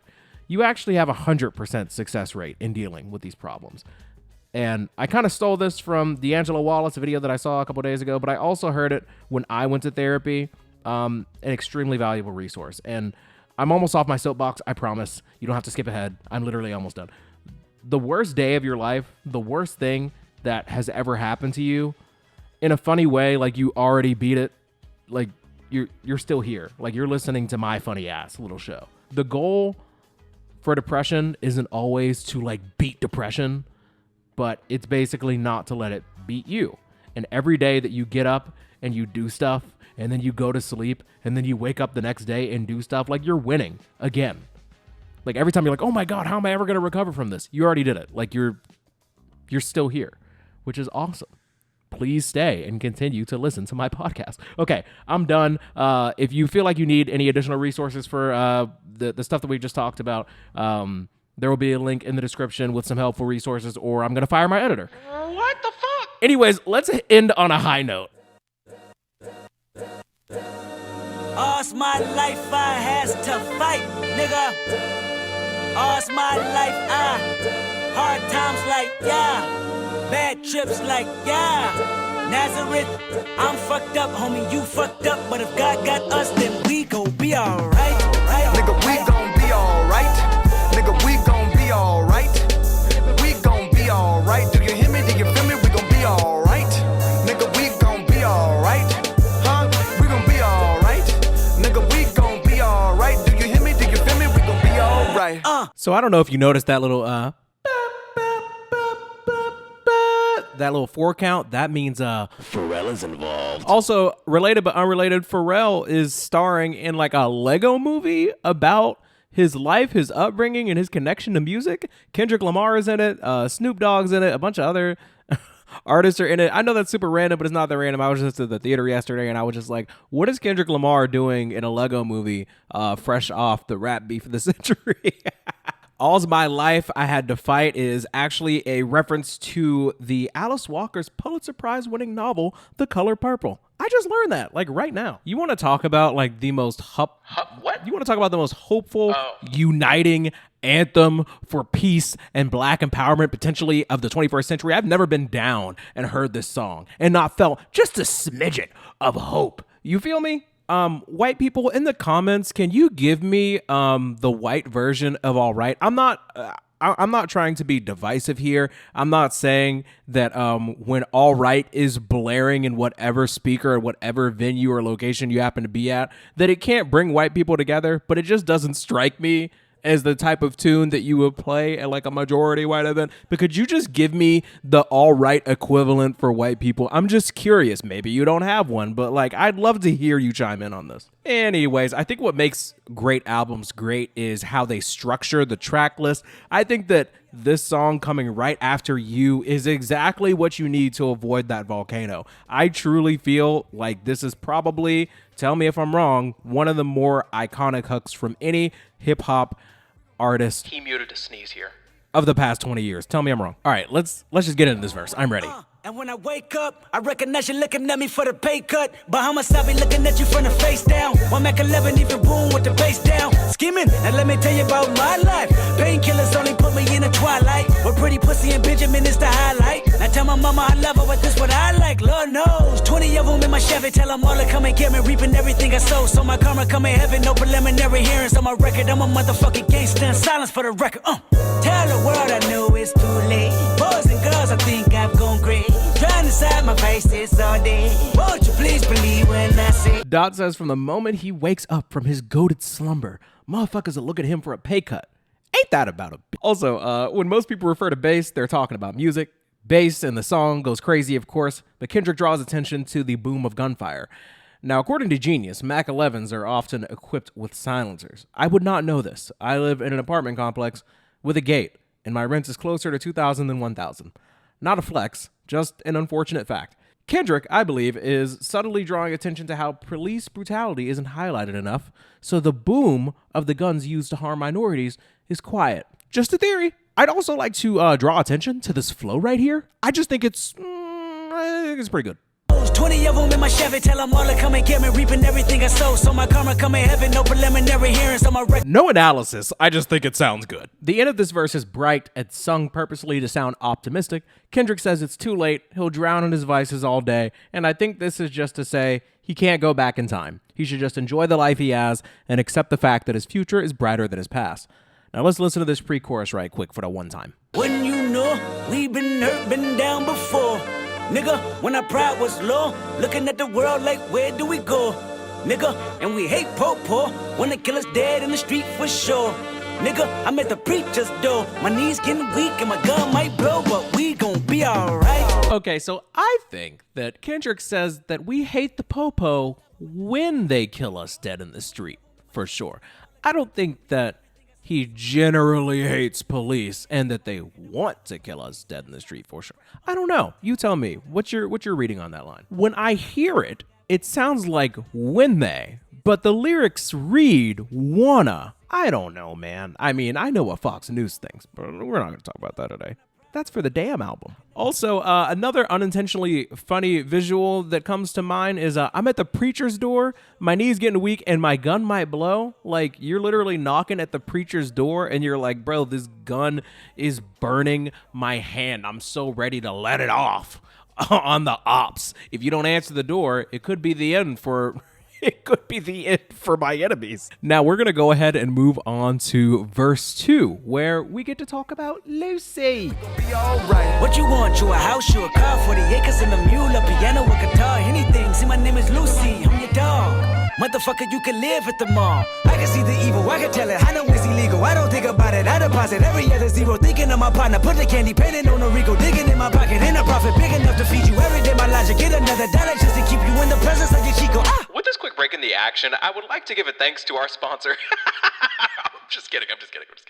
I don't talk about it, be about it. Every day I sequel. If I got it, then you know you got it. Heaven, I can reach you. Pet dog, my dog, that's all. Big back and chat, I trap the back for y'all. I rap, I black on tracks, so rest assured. My rights, my wrongs, I right till I'm right with God. When you know. I know that most people's favorite part of the song is probably the iconic hook. That's fine. That's cool. Me personally, it's that part where my man absolutely starts spazzing like, I can see the evil, I can tell it, I know it's illegal, I don't think about it, I deposit every other... Can I also let you guys in on a little secret? I've never read these lyrics before, ever, in my entire life, until today. Like, every time we get to that part where he's like, pet dog, dubbed. I literally have never known what he's saying until right now. I feel like LeBron James, like the parts of the song that I know the least are the ones that I sing most confidently. Why do I do that? But yeah, if you listen to part 1 of my breakdown of this album, I already talked about the 40 acres and a mule. That isn't the only part of this verse that is repeated. What you want, you a house, you a car. 40 acres, Try again, dork. 40 acres and a mule, a piano, a guitar, all the things that are needed in order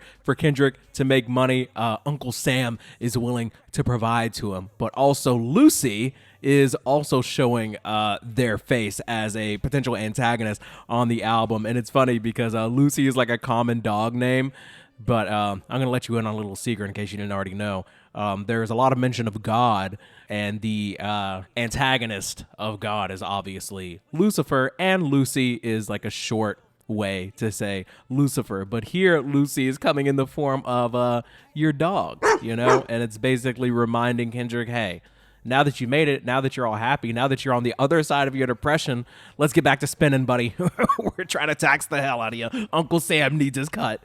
This is just a really, really awesome verse. And now that I'm reading the lyrics, it makes more sense that he's saying pat dog, pat dog, pat dog, my dog, that's all, to like fall in line with the Lucy being your dog reference earlier in the verse. Pat Dog is a cousin of Kendrick's who actually passed away during the recording of To Pimp a Butterfly.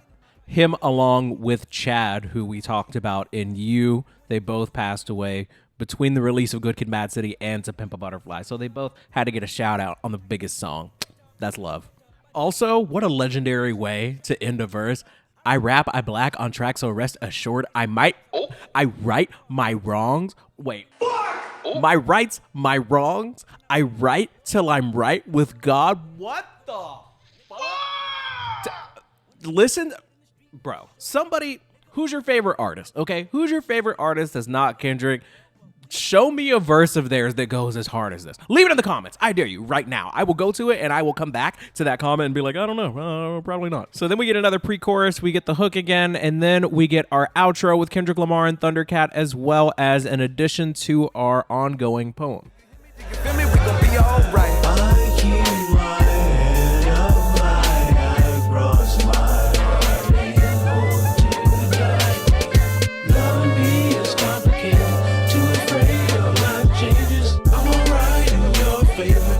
Nights in my prayers. I remember you was conflicted. You was misusing your influence. Shit, sometimes I did the same. Yeah. Abusing my power, full of resentment. And this resentment, it turned into a deep depression. Hey, brother. Found myself screaming in the hotel room.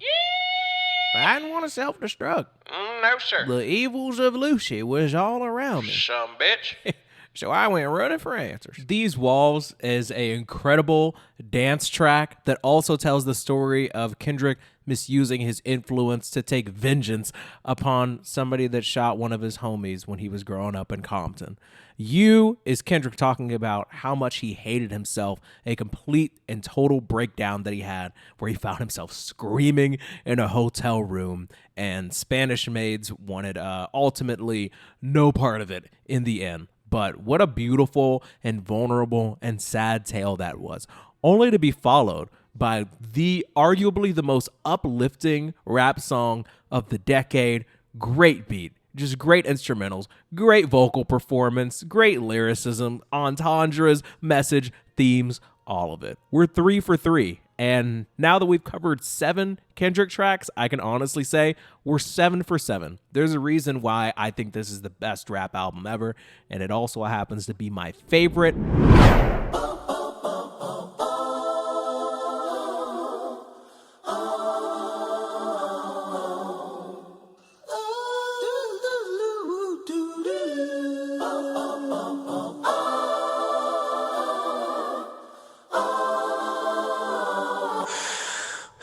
This song is produced by Taz Arnold with additional production by Soundwave and Terrace Martin with vocals from Bilal. And I also think SZA finds her way on here too at some point as far as the vocals go.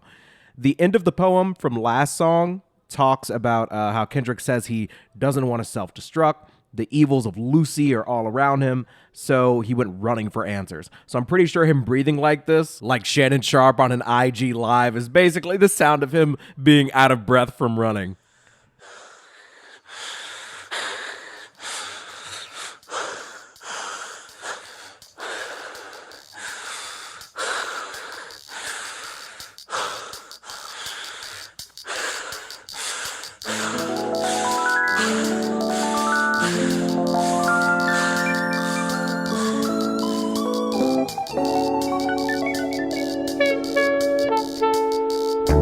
just like how the breathing is like so out of rhythm and sporadic, but then he starts to breathe like in tune with the beat. Like, I just think that's such a cool little touch.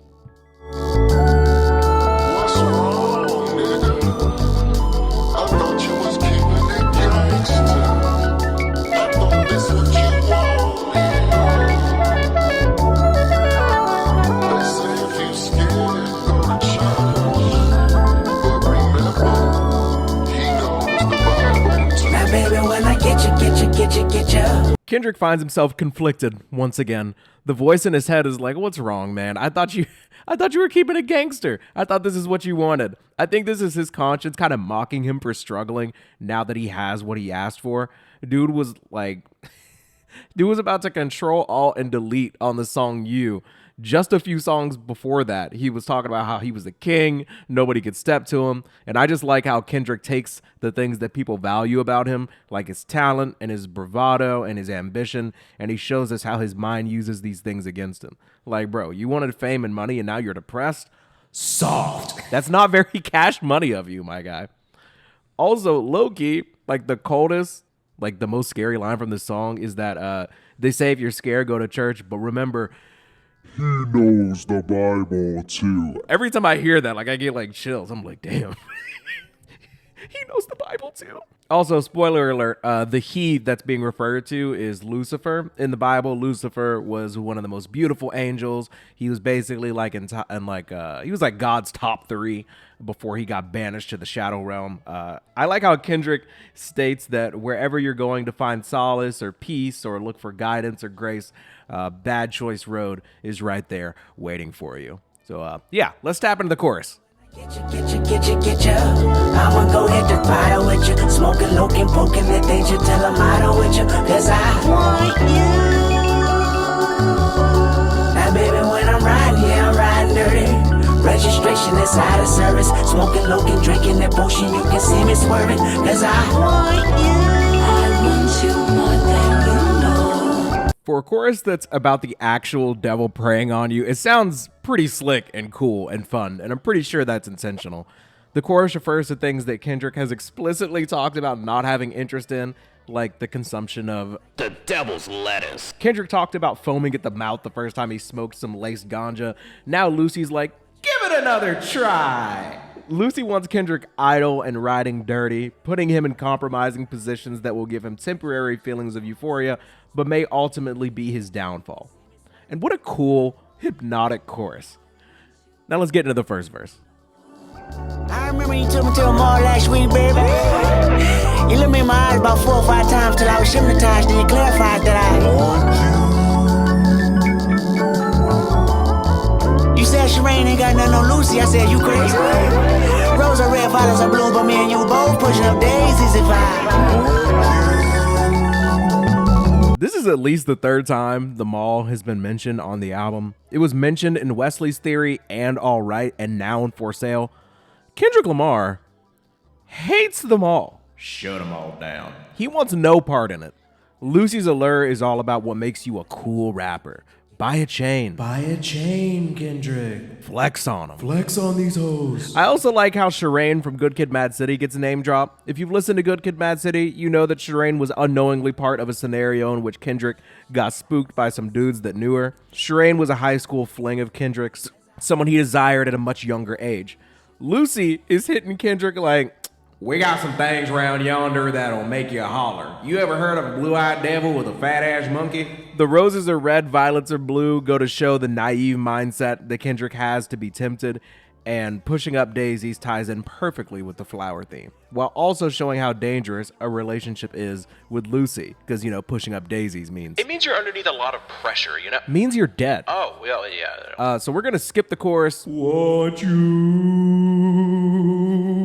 And we're going to go ahead and hit the second verse. You said to me, you said your name was Lucy. I said, where's Ricardo? You said, oh no, not the show. Then you spit a little rap to me like this when I turned 26. I was like, oh shit. You said to me, I remember what you said too. You said, my name is Lucy Kendrick. You introduced me, Kendrick. Usually I don't do this, but I see you and me, Kendrick. Lucy give you no worries. Lucy got million stories about these rappers that I came after when they was boring. Kendrick just casually references the 1950s popular sitcom I Love Lucy with the Ricardo reference, who was her husband in that show. Kendrick then says that Lucy hit him when he was like 26 to lure him in with stories about rappers just like him, individuals who came from rough areas with no drip, no motion, as some would say, and Lucy goes on to very lightly at first encourage him to indulge. Lucy gon' fill your pockets. Lucy gon' move your mama out of Compton inside the gigantic mansion like I promised. Lucy just wants your trust and loyalty. Avoiding me, it's not so easy. I'm at these functions accordingly. Kendrick, Lucy don't slack a minute. Lucy work harder. Lucy gon' call you even when Lucy know you love your father. I'm Lucy. I loosely heard prayers on your first album, truly. Lucy don't mind, cause at the end of the day you'll pursue me. Lucy go get it. Lucy not timid. Lucy up front. Lucy got paperwork on top of paperwork. I want you to know that Lucy got you all your life. I watched you, and now you all grown up to sign this contract if that's possible. Get you. Lucy is a treacherous thought. The verse begins with, "Usually I don't do this. Lucy will give you no worries, right? I'm just here to tell you a few stories." Then we get into like a bargaining phase where Lucy's like, "Would you like, by chance, a gigantic mansion? Maybe take your mom out the hood, put her in a nice house. I don't know. I just want your loyalty. Are you avoiding me?" Then we transition to, "I know you love God. I do. And I heard your prayers. What? But I don't care. Oh. I've got time, Kendrick. I've been watching you, buddy. And look, Lucy's gonna get it. She's not timid, all right? I've been watching you your whole life. Sign the contract." This kind of reminds me of a movie I literally just saw yesterday with my wife called Never Let Go. Not a great film, strong 4. 4. But the movie talks about the evil of the devil and how it will play tricks on you and wait patiently until you're vulnerable until you let the evil in. Good concept, poor execution. But that movie is not To Pimp a Butterfly. The lispy, desperate, and manipulative tone that Kendrick uses to embody Lucy, I think is really effective. It's unsettling. It's kind of silly at times, but ultimately it's effective. And we end the track with another hook, and we get more added to our poem here. I didn't want to self-destruct. The evils of Lucy was all around me. So I went running for answers until I came home. The transition from For Free Interlude to Momma is so clean. Highly recommend that you check it out. And at the end of For Free Interlude and at the end of where we leave off in the poem, Kendrick says that he's going home, and this is basically him talking to members of his community back in Compton. And may I just say, the flow to start this song is, dare I say, unmatched. This feeling is unmatched. This feeling is brought to you by adrenaline and good rap. Black Pendleton, ball cap. West. We don't share the same synonym, far back. West. Been in it before internet had new acts. Mimicking radio's nemesis made me whack. My innocence limited, the experience lacked. 10 of us with no tentative tactic that cracked. The mind of a literate writer, but I did it in fact. You admitted it once I submitted it, wrapped in plastic. Remember scribbling, scratching, diligent sentences backwards, visiting freestyle ciphers for your reaction. After Lucy took their best shot at him, Kendrick still feels like a free man, and possibly an enlightened one. He's solely running off of adrenaline and good rap at this point. The black Pendleton shirts and ball caps were what he was accustomed to seeing when he was growing up in Compton. And I also like how we get that West ad-lib in the background that just kind of like sets the scene. Kendrick then reminisces about how his influence was shaped more by just what he was hearing on the radio as opposed to like internet rap culture. He then contrasts how he went from visiting freestyle ciphers after tons of time working on his craft to where he is now. Was visiting freestyle ciphers for your reaction. Now I can live in this stadium, pack it the fastest. Gambling Benjamin benefit, sending in traffic, spinning women in cartwheels, linen fabric on fashion, winning in every decision. Kendrick is master that mastered it, isn't it? Lovely how menaces turn attraction, pivoting rappers finish a fraction while writing blue magic. Thank God for rap. I would say it got me a pack, but what's better than that? The fact it brought me back home. Kendrick ends each bar with the same rhyme, but you also barely notice that there are internal rhymes within each bar, which is just nuts to me. So like each bar ends with like the hard A, like rap, back, axe, whack, lack, crack. But then you also realize that there are like internal rhyme schemes that are also happening in the middle of each bar that match the middle of the last bar. So while you're getting the last bit of the bar rhyming with the last bit of the last bar. You're also getting the middle of each bar rhyming with the middle of the next bar. So you're also getting internet, nemesis, limited, tentative, literate, submitted, it's scribbling. It's just crazy. It's just very impressive, okay? When you put the amount of effort that Kendrick does into his rhyme scheme, it literally sounds like he's working twice as hard to vary how the sounds hit you, and I just appreciate it. Then we also have the actual content where he talks about going from freestyle ciphers to filling stadiums, and I'd love to know what Kendrick's thing with like cartwheels is, because he also mentioned doing cartwheels in his estate in Humble on Damn, but somebody fill me in on that. But he talks about the fabrics and fashion and women that he's afforded because of all of his winning decisions, and he thanks God for rap, but not just because of those things, but more importantly because it brought him back home in a way where he can celebrate instead of just survive, and the people are grateful for it. We've been waiting for you, waiting for you, waiting for you, waiting for you. I know everything.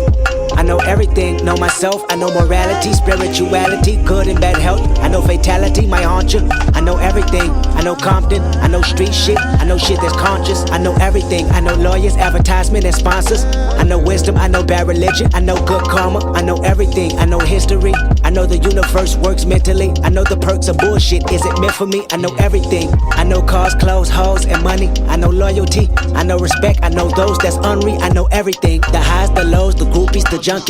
I feel like I have to consciously think about what character Kendrick is playing in every verse based on the way he's like delivering the raps. So he's him, but it feels like he's talking to his mom at this point, and he's talking to her in this very like childish way, like, I know everything. telling her how he knows it all now. He's at the age, I feel like we all get to this age where at some point we kind of feel like we get it, like we just understand life. Like I feel like I felt that way around the time I was graduating high school. Then I felt that way like a year or two after I finished college. Then I felt that way like a year or two ago. And then eventually you just get to the point where you're like, I'm never going to know everything. You're always learning. There's always more to learn. There's always ways that you can improve. If you ever feel like you know everything, that's how you know that you don't know everything. Wow, that's a bar. I just came up with that off the top. And that's Kendrick at this point in this song. He says that he gets Compton, but he also gets Hollywood. His morality, his spirituality, he gets it all. Even the fatality that's haunting him. And I'm pretty sure he's referring to that survivor's guilt, how he felt earlier in the album, where he found out that people that he knew were dying. He's like, I already yelled it out. He claims to understand everyone in the industry trying to take advantage. Cars, clothes, hoes. He's seen it all.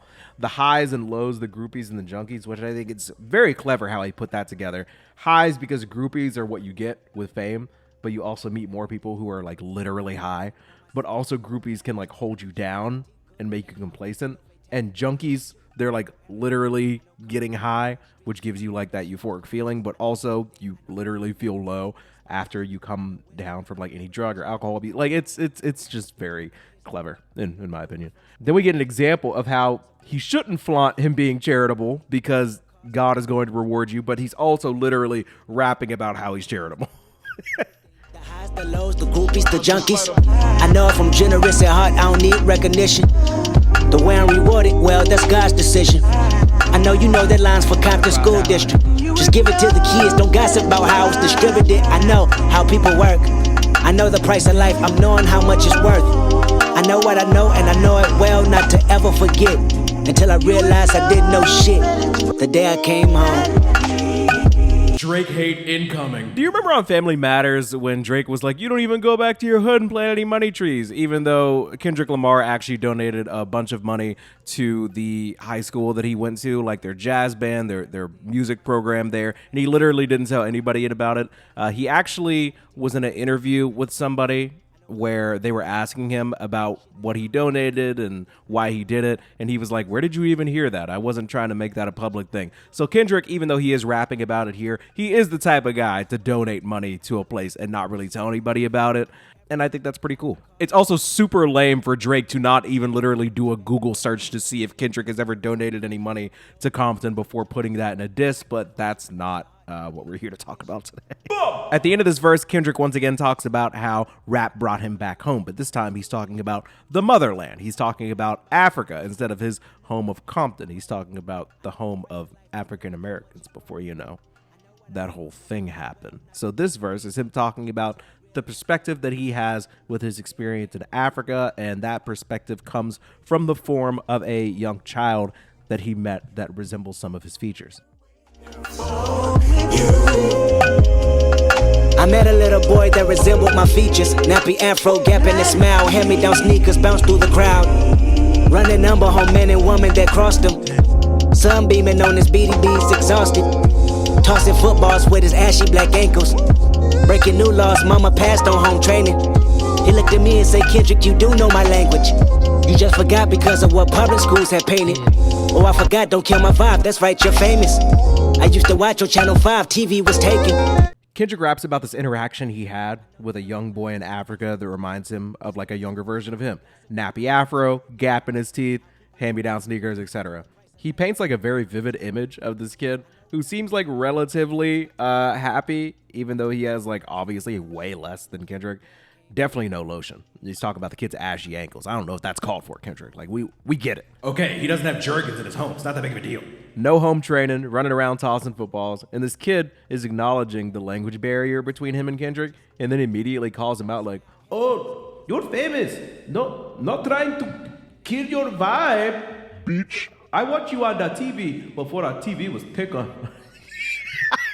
I don't know what the accent was. He probably didn't sound like that.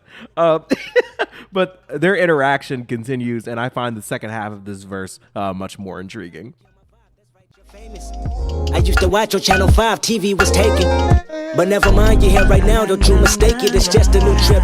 Take a glimpse of your family ancestor, make a new list of everything you thought was progress, and that was bullshit. I know your life is full of turmoil, you're spoiled by fantasies of who you are. I feel bad for you, I can attempt to enlighten you without frightening you. If you resist, I back off quick, go catch a flight or two. But if you pick destiny over rest in peace, then be an advocate. Tell your homies especially to come back home. So this kid is absolutely lighting Kendrick up. He's like, yeah, I know you came to perform and learn more about the culture. Well, you gonna learn today. This child basically explains to Kendrick that you do not know everything, and his attempt to enlighten Dot might frighten him. Kid has bars. He says if you're not in the mood, you can go catch a flight or two. He's basically like, you could just go back and finish the rest of your tour. You could forget you ever met me. But he encourages Kendrick to be more of an advocate and tell his homies to come back home. I think the idea of this is not necessarily to ship everybody from Compton to South Africa, but rather share his wisdom with the people in the community he grew up in. As Compton continued to be like a place of danger and turmoil, Kendrick now has the influence to do something about it. We'll talk more about this when we get to how much a dollar costs. But Kendrick has multiple tools he can use to find peace, not just within himself, but the people around him. With great, With great showers come great hostility or something? I don't know. What? You guys get it. Kendrick uses this song to talk about how far his journey has taken him, but also how far he still has to go. He goes home to Compton, telling his homies and his moms that he understands everything, he made it, he gets it, he knows everything. And then he goes to Africa and he realizes he still has a long way to go. Now, before we move on to our next song, let's listen to this crazy yapping Kendrick outro. This is a world for me. I've been looking for you my whole life, and never time for the feeling I can barely describe. What you reside? Is it in a woman? Is it in money or man? Tell me something, got me losing my mind. You make me wanna jump. Let's talk about jump. Let's talk about jump. Let's talk about jump. Let's talk about. I've been looking for you my whole life, and never time for the feeling I can barely describe. What you reside? Is it in a woman? Is it in money or man? Tell me something, big, I'm losing my mind. I say where you at, from the front to the back. I'm looking for you, I react only when you react. I thought I found you back in the ghetto when I was 17 with the 30th special. Maybe you in a dollar bill, maybe you're not real. Maybe only the wealthy get to know how you feel. Maybe you're paranoid, maybe I don't need you anyway. Don't lie to me, I'm suicidal anything. I can be your advocate, I can preach for you if you tell me what the matter is. I love how Kendrick just slaps 40 seconds of some rapping that goes harder than most rappers ever will at the end of a track that's just fading out. It's pretty clear at this point in the song, Kendrick is having like an existential crisis. The dude sounds frantic, panicked. He kind of sounds like how Childish Gambino looks at the end of that This Is America video. He's looking for purpose. He doesn't know if it's in a woman or money or mankind. He has an appetite that he can't satisfy, a void that he can't fill. It kind of reminds me of the song You because we have another allusion to self-harm. He talks about not being needed. There's a reference to the conflict in Good Kid, Mad City, I believe, where he's got a 38 on him, where he's 17 years old, and this made him feel like strong and secure back when he was, keeping it gangster. This album is just constantly pulling you different ways. Every time you think our boy's getting it together, he's freaking out again. Name a more conflicted man. I'll wait. Speaking of complete shifts, let's listen to Hood Politics next. K-Dot, pick up the phone, nigga. Every time I call, it's going to voicemail. Don't tell me they got you on some weirdo rap shit, nigga. No socks and skinny jeans and shit.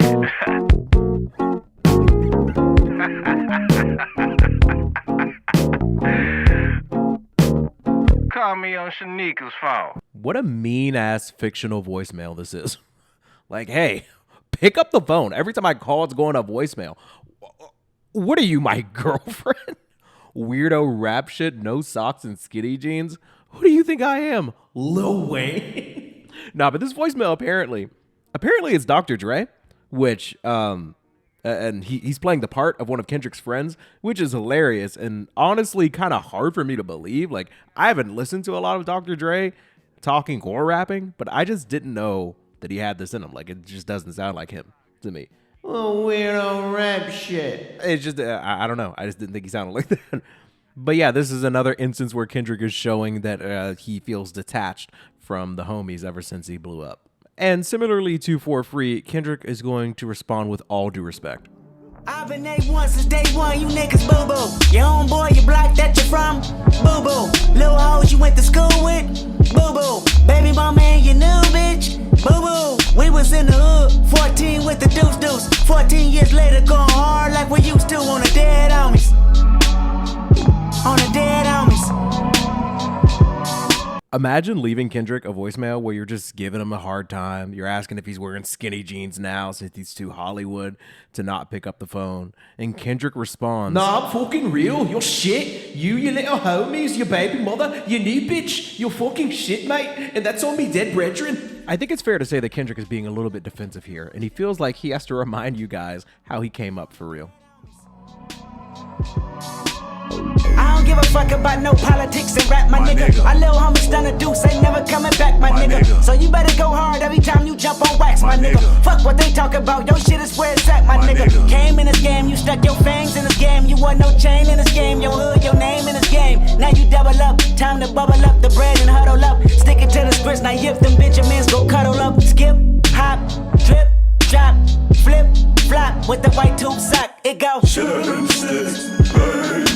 That's what the products smell like when the chemicals mix. 50 niggas salute out the Compton Zoo with the extras. Elcos, Monte Carlos, Road Kings and dressers. Rip Riders, P-Funkers, Mexicans, they fuck with you. Asians, they fuck with you. Nobody can fuck with you. I've been A1 since day one, you niggas boo-boo. Kendrick spends his first verse reminding the good people what he knows and what he's been through. He references a literal dead homie of his in Stunna Deuce, whose real name was Chad, who we talked about on the song You. He's basically hyping himself up, saying he has to go hard for the dead homies and remember to keep it 3 stacks, no Andre. He also talks about how he has his fangs in the game, but wore no chain in the game, which I never really thought about, but now that I think of it, I've never seen Kenny rocking a chain for real. Kendrick then talks about like some wild shit involving like dipping joints or cigarettes in PCP and tripping out like, all right, man, I believe you because I have never heard of some shit like this before. He then says 50 niggas salute, which was tattooed on Tupac's chest along with the AK-47, basically saying that if black people from all 50 states united, they'd be stronger than any weapon. Right after, he was referring to the Compton Zoo, which is basically a reference to the Brooklyn Zoo. It's called the Brooklyn Zoo because basically like it is absolutely wild over there considering all of the gang violence that's going on. And basically Kendrick is saying, yeah, there's a California version of that. This is also a reference to, or it may be also kind of playing on that like racial stereotype that like black people are animals. We'll talk about that more on The Black or the Berry. I'm the biggest hypocrite in 2000. Kendrick talks about how California basically has their own version of a Compton zoo with a variety of gangs that include many different races and ethnicities. He's basically saying if those gangs were to unite, no one could fuck with them. And frankly, I agree. I wouldn't want to fuck with one member of one gang. After this, Kendrick performs the chorus where Friendly Reminder. After this, Kendrick performs the chorus again where Friendly Reminder, you and everyone you know are boo-boo. I also forgot to mention he said he was 14 in the hood with the deuce, which is a 22 caliber weapon, a firearm. Crazy. When I was 14, I was watching Naruto and getting bullied over wearing bifocals. Kendrick had a weapon. Anyways, here's the second verse. Hopped out the caddy, just got my dick sucked. The little homies called and said the enemies that clicked up. Oh yeah, Puto wanna squabble with me, Vadio. Oh yeah, tell them they can run it for the cardio. Oh yeah, everything is scandalous. Slow motion for the ambulance. The project filled with cameras. The LAPD gambling, scrambling, football numbers slandering. Niggas' names on paper, you snitched all summer. Streets don't fail me now. They tell me it's a new gang in town. From Compton to Congress. Set tripping all around. Ain't nothing new but a fluid new Demo Crips and Rep against red state versus a blue state. Which one you governing? They give us guns and drugs, call us thugs, making they promise to fuck with you. No condom, they fuck with you. Obama say what it do. I have so much to say about this verse. So the verse begins with Kendrick painting just a lovely picture. You wake up, you get some homies call and say the ops are squadding up and it's not to play Fortnite. Kendrick's like, oh, puto want to squabble in mi barrio. We run it like cardio. Kendrick is suddenly down to go to war with our Southern Browns. Then we get the line, everything is everything. I have a saying where I say nothing is everything, but everything is something. When it comes to gang violence, everything is actually everything. Like nothing is being let slid at all. In fact, people are sliding on you for minimal things. Slow motion for the ambulance is kind of sad to think about because they're just taking their sweet ass time pulling up knowing that human lives are at stake. And LAPD gambling and scrambling, I believe, means that law enforcement is being reckless in how they respond to these high intensity situations. Then Kendrick likens gang violence to what's happening in politics, and this is fascinating. This is honestly ahead of its time because the liberals versus conservative, the red versus blue stuff has never felt so divisive in my entire life, in all my years. If you ask me if I lean blue or red, I'm gonna tell you straight up, I lean a little bit both ways. Like I'm bi-curious when it comes to politics because I would rather get along with everybody than commit to one side and then have like 100 million ops. Like to me, it's not that deep for me. I would just prefer to like people based on how they treat me and the people close to them. But whatever. I just think it's crazy that like if you tell some people that like you're voting red or you're voting blue, they'll literally be like, you are the reason our country is going to fall. It's life or death. That's gang shit, by the way. Like you're literally talking like a gangster. Like if you go with this color, like people will die. I feel like that's a crazy way to talk about elections, but whatever. Okay. Democrats and Republicans, you know? But Kendrick was ahead of his time when he was talking about this because regardless of how long Obama was in office, for example, Kendrick's friends are still dying. So, like, what does that mean, you know? Kendrick's basically saying that Obama's got to catch some smoke, too. And, you know, Obama, what'd it do? They promised to fuck with you could work both ways. Like, they fuck with you, like, oh, we're cool. They fuck with me. But also in the same way, like, they fuck with you, like, dude, they're fucking with you. Like, it's not good. So yeah, very, very interesting, very thought-provoking verse that I very much appreciate. And no matter how many times I listen to it, I always find myself pondering like all of the different things that it could mean when it comes to red versus blue. No Halo 3. Okay. Anyways, after discussing politics in a very elegant way, we move to rap politics. Oh, of course, after Kendrick is like, "You're boo-boo." Everybody wanna talk about who this and who that, who the realest and who whack, or who white and who black. Critics wanna mention that they missed when hip-hop was rapping. Motherfucker, if you did, then Killer Mike could be platinum. Y'all priorities fucked up, put energy in wrong shit. Hennessy and Crown Vic, my memory been gone since. Don't ask about no camera blocking at award shows. No ask about my bitch, no ask about my foes. Unless you asking me about power, yeah, I got a lot of it. I'm the only nigga next to Snoop that can push the button. Had the coast on standby. K-Dot, what up? I heard they opened up Pandora's box. I boxed in my land by a landslide. Nah, homie, we too sensitive. It spill out to the streets. I make the call and get the coast involved. The history repeat. But I resolved inside that private hall while sitting funny how one verse can fuck up the game. I've been A1 since day one, you niggas boo-boo. So we're going to start from the end and work our way up. Kendrick references the control verse, which honestly deserves an entire episode on its own. But long story short, Kendrick says he had a conversation with Jay-Z after dropping his control verse, where he called out a bunch of rappers by name and said he wanted to murk all of them. Drake, Tyler, Mac Miller, Big Sean, Wale, Cole, Meek, Jay Electron, Pusha, just everybody. Kendrick also said that he was the king of both coasts, which I imagine many people on the East Coast did not take well. Ultimately, he says that he had a conversation with Jay-Z because people would be far too sensitive about it and they would not just keep it rap. People could die. And Kenny does not want that. What happened to Pac and Biggie was crazy. How did they both die and we still don't know who did it? I just think that's absurd. If you're listening to this right now, could you leave like a documentary or something in the comments of like where I could go to find more information about this? How do we not know who killed these people? That's insane. But I did hear from somebody who was alive around that time. Old head. They told me that they do know who they believe was behind it. And all I'm going to say is if you ask them about that person and you said, did he do it? The person that I talked to would say, he did.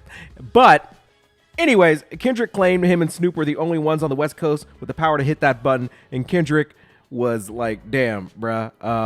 I don't know why people on the West Coast are gearing up for war. I was literally talking about murdering with a pen, like with rap verses. Y'all gotta chill.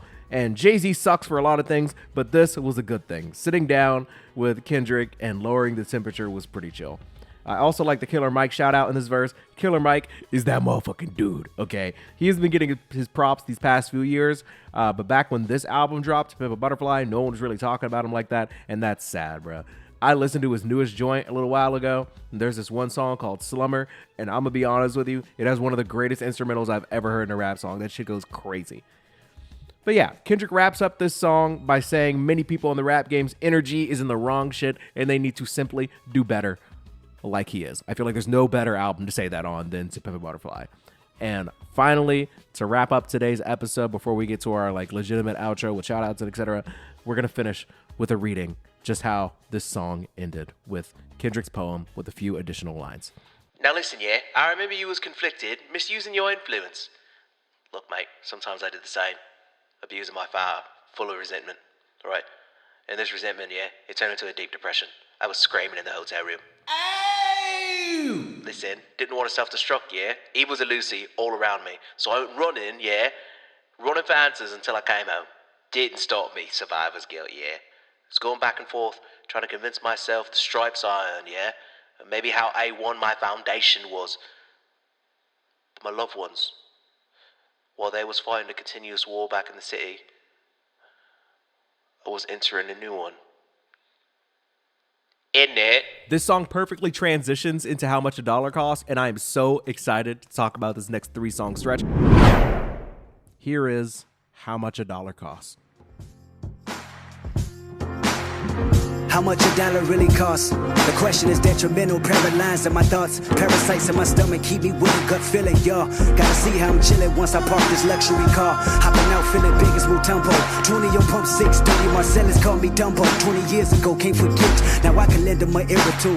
How to stack these residuals tenfold. The liberal concept that men do. 2006, it didn't hear me. For a song that begs the question how much a dollar is worth, the instrumental we get just sounds like real bad news.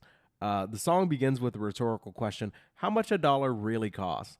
The question is detrimental because, in my mind, who asked themselves such a thing? Why put yourself through this ethical, philosophical exercise that would paralyze most thoughts? I imagine it's detrimental mainly because Kendrick has simultaneously reached a place where a dollar is worthless to him because he may be jaded at this point in his career, that being 2014, of course, but also it might mean a lot to somebody that's obviously not in his position. He talks about parking his luxury car and hopping out feeling as big as Mutombo. Rest in peace.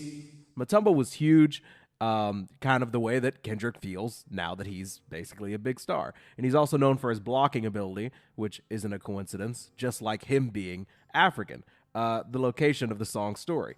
But he's also very clearly trying to block out anybody that's keeping him from getting this gas at this station in Africa. He then thinks back to when his friends used to call him Dumbo when he was younger because of his ears. In case you did not know, Kendrick Lamar does in fact have above average ear size. He's thinking about how he could really flex on those dorks that were roasting him, considering how much money he's making now, how he's stacking these residuals. While all these thoughts are going through his head, he happens upon a man, and we're introduced to said man. The liberal concept that men do. 2006, he didn't hear me.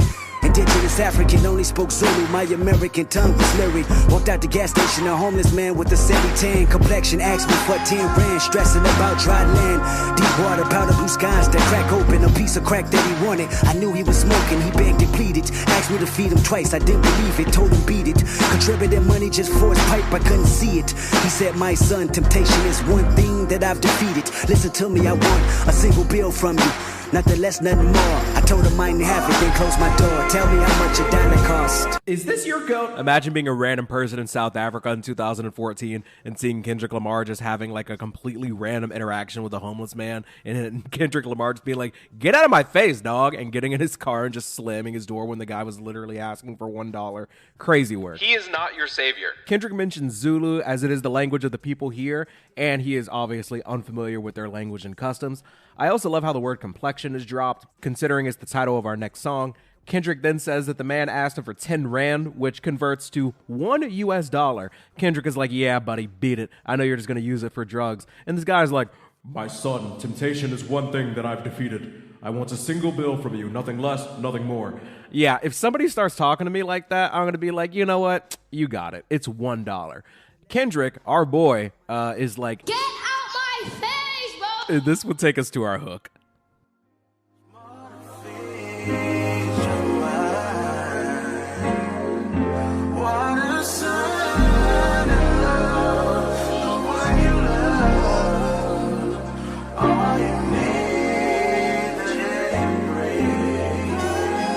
The hook is sung beautifully by James Fauntleroy, and it reads, it's more to feed your mind, water, sun, and love, the one you love, all you need, the air you breathe.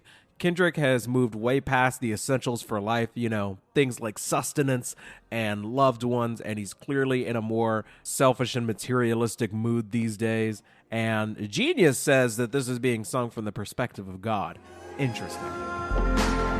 He's staring at me in disbelief. My temper is building. He's staring at me. I grab my key. He's staring at me. I started the car, then I tried to leave. But something told me to keep it in park until I could see the reason why he was mad at a stranger, like I was supposed to save him, like I'm the reason he homeless and asking me for a favor. He's staring at me. His eyes follow me with no laser. He's staring at me. I noticed that his stare is contagious. Cause now I'm staring back at him, feeling some type of disrespect. If I could throw a bat at him, he'd be aiming at his neck. I never understood someone begging for goods, asking for handouts, taking it if they could. First of all, the image of Kendrick Lamar in an actual staring contest with a homeless man at a gas station in South Africa is pretty unintentionally funny.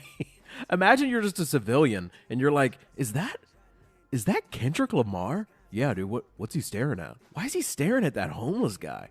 Why does he look so angry? You know, that homeless guy actually looks kind of nice, actually. Meanwhile, Kendrick is like, this is pathetic. Who does he think he is, asking for favors? Like it's my fault or something. Like it's my fault that he's homeless. I never got that. The disrespect is crazy. Then Kendrick talks about throwing a baseball bat at this guy's neck. Like, damn, this is not very Mr. Morale of you. But in all seriousness, being homeless is like generally pretty sad regardless of the circumstance, and the type of person that's begging on the street is someone that genuinely has nothing to lose. Like, they are not concerned with like dignity or social status or anything. They're just trying to get to the next day, and Kendrick is extremely annoyed by this, which is not a good look for 2014 Kendrick Lamar. Just popping in here, Editor Derek, I just thought of this, like, listening back to this. If Drake actually cared enough to even just listen to Kendrick's discography in the time between Like That and Push-Ups, this would have been a pretty good diss, dude. You're out here trying to beat up homeless people asking for $1? That's crazy, Kenny. That's not very Mr. Morale of you. I was taking it if they could, and this particular person just had it down pat, staring at me for the longest until he finally asked, have you ever opened up Exodus 14? A humble man is all that we ever need. Tell me how much $1 cost. After one of the craziest stare downs in hip hop history, the homeless man says, "Hey bud, you ever opened up Exodus 14? You know, a humble man is all that we ever need." Dude, Kendrick, give him the dollar. Exodus 14 is a story about Moses parting the Red Sea. You see, Moses, he was a humble man. He was very low-key. He wasn't like a super great public speaker, but he had a good heart, you know? And that's all that's needed to be a great leader. I mean, that's at least what the plot to Transformers 1 was. But the point is, like, this is why he got neo'd, why he got chosen. And I'm gonna keep it a buck, right? Like, I'm generally skeptical of homeless people, not because I assume they're bad, but because I know that they have nothing to lose. But give me a good Bible verse, like a good relevant one, and you'll always get something out of me, man. I'm a man of God. I love me some Jesus. And the fact that Kendrick basically crashes out on dude in the third verse just goes to show where he's at this point in his life. So we're going to skip the hook where Kendrick is not being super humble. And we're going to skip to our fantastic conclusion here. Guilt tripping and feeling resentment. I never met a transient that demanded attention. It got me frustrated, indecisive, and power tripping. Sour emotions got me looking at the universe different. I should distance myself. I should keep it relentless. My selfishness is what got me here. Who the fuck I'm kidding? Kendrick tries to explain himself. He says he's feeling conflicted. He's feeling resentment, but while he's never met somebody who's demanded his attention in this way, he's also frustrated, indecisive, and power tripping. But ultimately, at this point, Kendrick is telling us that he's made it this far only thinking of himself. He shouldn't let this one experience and move him off his path, right? What got me here? Who the fuck I'm kidding? So I'ma tell you like I told the last bum. Crumbs and pennies, I need all of mine. And I recognize this type of panhandling all the time. I got better judgment. I know when niggas hustling. Keep in mind, when I was struggling, I did compromise. Now I comprehend. I smell grandpa's soul medicine reeking from your skin. Moonshine and gin. Nigga, you're babbling. Your words ain't flattering. I'm imagining Denzel, but looking at O'Neal. Cause I'm in sad thrills. Your gimmick is mediocre. The jig is up. I seen you from a mile away, losing focus. Kendrick says the dude is trying to put on an all-time acting job, thinking he's Denzel Washington, but he's more like Shaquille O'Neal. Shaq. Kendrick is comparing this homeless man asking for $1 to the big diesel trying to act. Wild. He says he knows a hustler when he sees one, and he's keeping everything. Crumbs and pennies, he needs all of them. This sounds kind of harsh, and you might think it may be a little uncharacteristic, but this is the same attitude he had on For Free. This dick ain't... He has the capacity for arrogance and aggressiveness, obviously, when it comes to his earnings, and he's consistent with that attitude here. It's just unfortunate that he may not have learned this lesson yet, and the old homeless man responds. Jiggers up, I seen you from a mile away, losing focus, and I'm insensitive, and I lack empathy. He looked at me and said, your potential is bittersweet. I looked at him and said, every nickel is mine to keep. He looked at me and said, know the truth, it'll set you free. You're looking at the Messiah, the Son of Jehovah, the higher power, the choir that spoke the word, the Holy Spirit, the nerve of Nazareth, and I tell you just how much $1 costs. The price of having a spot in heaven, embrace your loss, I am God. I wash my hands, I said my grace, what more do you want from me? Tears of a clown, yes, I'm not all what it's meant to be. Shades of gray will never change if I condone. Turn this page, help me change to right my wrong.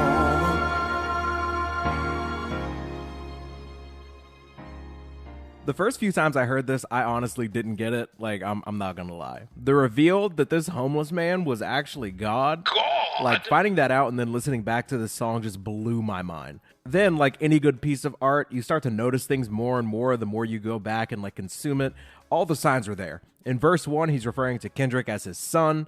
In verse 2, he's asking him about a specific Bible verse. And then in verse 3, he tells Kendrick that his potential is bittersweet. His journey has led him out of Compton and into a place of riches and safety and comfort and success. Then he's faced with one man asking for $1 in the motherland, and he wants to act like he ain't got time. It's crazy. How much does $1 really cost? Your spot in heaven. What a crazy ending. And the way the instrumentals like swell up as he's telling him that like you're looking at the Messiah, the Son of Jehovah, higher power, Holy Spirit, I am God. Like 10. Masterpiece. 10. Magnificent. 10. 10 out of 10. 10. Then our outro is, I washed my hands and I said my grace, what more do you want from me? This is kind of Kendrick's perspective, showing he's kind of like half-assing his faith and doing the bare minimum. And the tears he sheds are tears of a clown.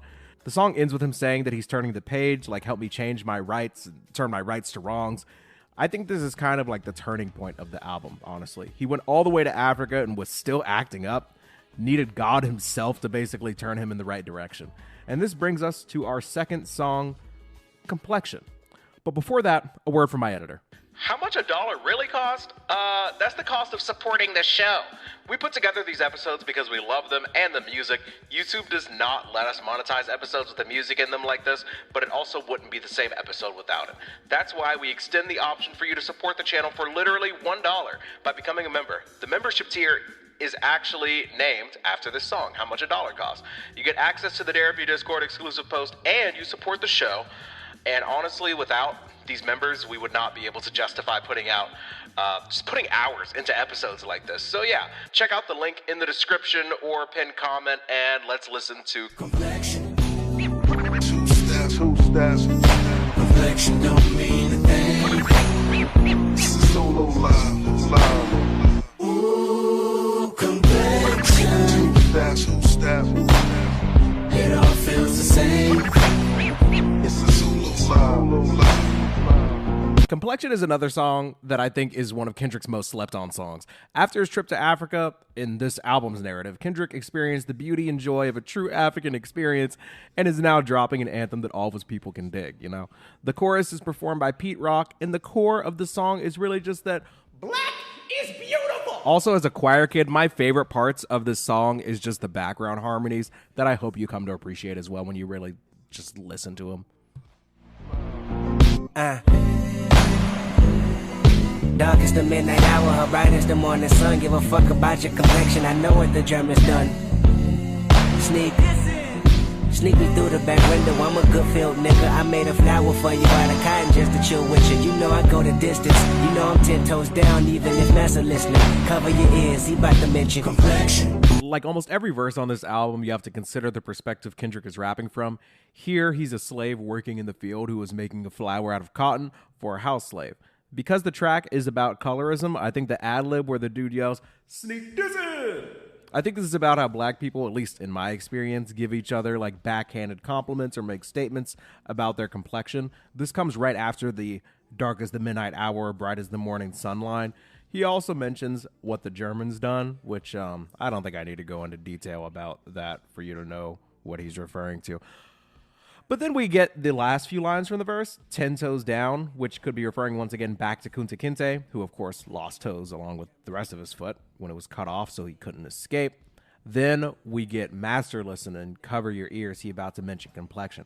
I think this refers both to the actual story he's telling, like obviously being quiet so he can sneak around with the gal, but also master's listening as in the whole world hearing him openly try and unite black Americans and defeat colorism. Just a theory. After this, we get the chorus, and the second verse sounds similar at first, but with a slight change. And also, listen to the harmonies at the beginning of this verse. Like, just tap in.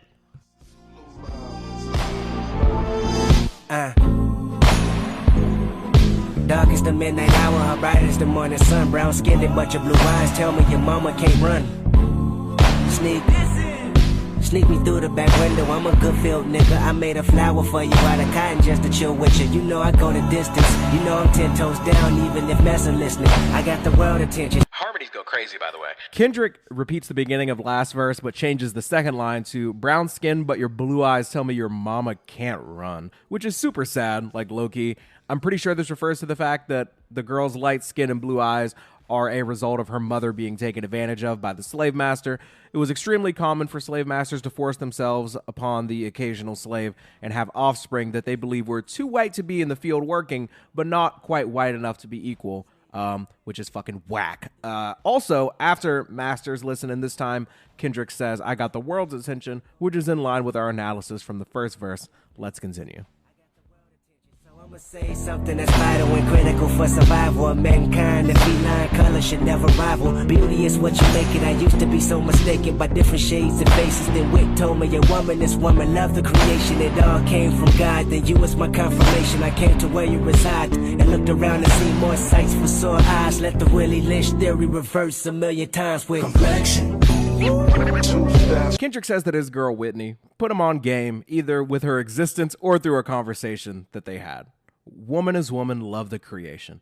Having a good woman is important, and like people don't understand how if you have an emotionally intelligent partner, they're going to teach you things that you would not learn otherwise. And I'm going to admit something crazy here that I definitely don't have to, but when I was like 17, I was dating this girl, and she happened to be a black girl. And I paid her what I thought was like a really thoughtful compliment. I just told her, I was like, you are the most beautiful black girl I have ever seen. When I said it, I meant it as an absolute compliment. I didn't think anything of it, but she didn't take it well because she's not an idiot like I was. Dumbass. There are some people who tell me that I sound great on a mic and legitimately mean well, but coming from certain people, there's this racial undertone of like, you know, You sound smart for a darky. is basically like what I get out of it, which is fucking nuts. And it's like hard not to take it that way because you don't go around like telling white people that like they sound articulate. Like that's not a thing. That's a compliment that I receive because I'm an educated black person that went to school for journalism and whose parents grew up in the Northeast. So like I don't have like a certain tinge or accent to my voice, and people think that because of that, like I deserve more. Like some white people feel that way. And that is racism. I unintentionally did the same thing to my black girlfriend at the time. I had no intention of qualifying her beauty like that, but I truly believe that that was like some generational shit. Like some way or another throughout my childhood or throughout shows that I watched or content that I consumed or conversations that I had with other black people, like that made me feel like it was an appropriate thing to say. Like it was a real compliment. And it really wasn't. I didn't even know that I was doing it. And like I feel like this is important to share, like in the spirit of Derapy, an honest show, that we're all learning these things at our own pace. Luckily, I learned that lesson as a teenager, and Kendrick is saying that Wit had to teach him similar things too. I don't know at what age. I guess it doesn't really matter. It didn't stop him from like poking white girls and then rapping about it in Worldwide Steppers, saying that he's racist and that's why he was fucking white. I don't know. We'd have to get into that. Let's stay on this track. Kendrick mentions the Willie Lynch theory towards the end of this verse, which I was actually already familiar with, but in case you're not, this discusses the best way of controlling slaves, which is by kind of focusing on their differences, things like their complexion, and pitting them against each other. As long as they are looking at each other as the enemy, then they will not unify and obviously try to escape or attack the person that is enslaving them. Kendrick is obviously trying to fight against that with this song. And after the hook, we get this really awesome interlude where Kendrick introduces the only feature verse on the entire album performed by Rhapsody. Where the homegirl Rhapsody at? I need you to speak your mind real quick, loved one. Let me talk my Stu Scott. Excuse me on my Tupac. Keep your head up, when did you stop? Love and die. Color of your skin, color of your eyes. That's the real blues, baby, like you met Jay's, baby. You blew me away. You think more beauty in blue, green, and gray. On my Solomon up north, 12 years a slave, 12 years of age, thinking my shade too dark. I love myself, I no longer need Cupid. Enforcing my dark side like a young George Lucas. Light don't mean you smart, being dark don't make you stupid. Rhapsody is a person who, in an interview, talked about how when they were younger, kids would joke about how dark the other were, like black kids roasting other black kids over like how black the other ones are. She said at one point she was putting on sunscreen not just to protect herself from the sun, but because she didn't want to get mocked for how dark she got, which is so sad. Being a kid is already tough, but being black just comes with like a whole different bag of problems. Like black kids used to make fun of me, not only for wearing glasses, which is crazy because I'm just trying to see, but also because my pants were too tight, but like my pants weren't too tight. They were just upset because like all the group of black kids at my school, like in middle school, like they all had this understanding that they needed to be sagging their pants a certain amount. And it's like, I just wasn't raised like that. And also, why are you pulling up to school with belts on if you're just going to want to sag your pants anyways? Like, I'm not blaming them. Like, it was just like a cultural thing. Like, we literally just grew up different. But the point is, like, it really shouldn't matter. It really shouldn't matter. Like, they're just pants. Outside of the general racism I was getting from the milkmen in the late 2000s, I had to deal with the black kids saying I wasn't black enough. That's all I'm saying. I feel you, Rhapsody. I love the bar with at the beginning of the verse, by the way, with Stu Scott and Tupac, not just for the rhyme, but how these are two men who could not be more different as far as like their lifestyles and their professions, but they're also black men that are like universally respected. Also, Tupac mentions the title of the next song, Blacker the Berry, which he mentions in the song Keep Your Head Up, which is about uplifting black women. I mean, what a connection. What a verse. If you don't see you're beautiful in your complexion, it ain't complex. To put it in context, find the air beneath the kite, that's the context. Yeah, baby, I'm conscious. Ain't no contest. If you like it, I love it. All your earth tones been blessed. Ain't no stress, jigaboos wanna be. I ain't talking J, I ain't talking B.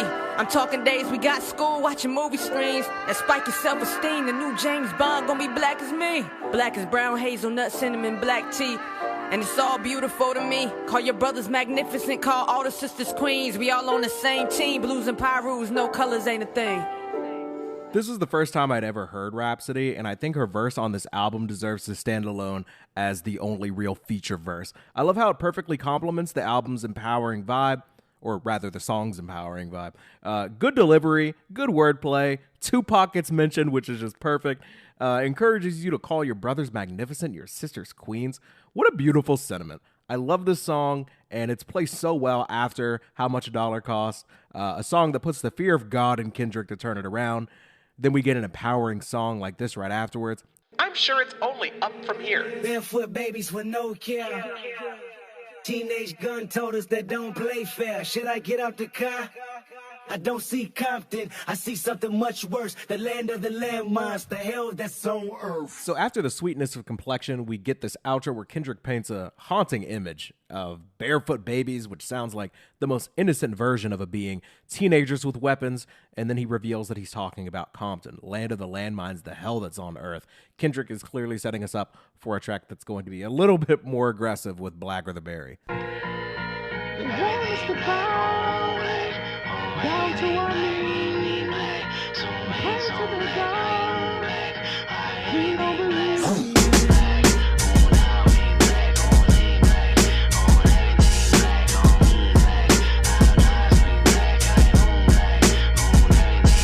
So this song begins with this like monologue almost of Kendrick like mumbling to himself angrily under his breath, and it's hard to necessarily pin down exactly what character he's taking on. I think it could be one of two things, or in Kendrick's case, oftentimes it's both. I think from one perspective, he's talking about the perspective of a black man. I feel comfortable talking about this because I happen to be one myself. Being black in America at times can be complicated. Obviously, I'm not here to complain. I'm just here to explain. Implicit bias exists. People expect certain things out of you based on skin color because of, the history of the country. This goes far beyond people being surprised that I speak well, but sometimes it bleeds into people literally holding their children tighter or clutching their bag when I walk by. I have a Bachelor of Science in Journalism, and I do funny British voices for my podcast show like I have a cat. I am not a threat. But sometimes, when I was younger, I honestly would think to myself, would my life be easier if I was white? Which is like a weird and kind of unfortunate and sad thing to admit. Haven't thought that in a really long time. But when I was being bullied for my blackness by all races, when certain girls wouldn't give me a shot because their parents saw me differently, when I'd be turned down for jobs for reasons that I never learned, or when I worked at Wendy's, my white boss said I should like be up front or work in the drive-thru because like it was a good look. Like sometimes you're like, it could be easier over there. Obviously, I'm proud to be a black man. Like it's pretty sick. I don't have to apologize for any type of like cultural appropriation. My people are so funny and so talented. I just wouldn't rather have it any other way.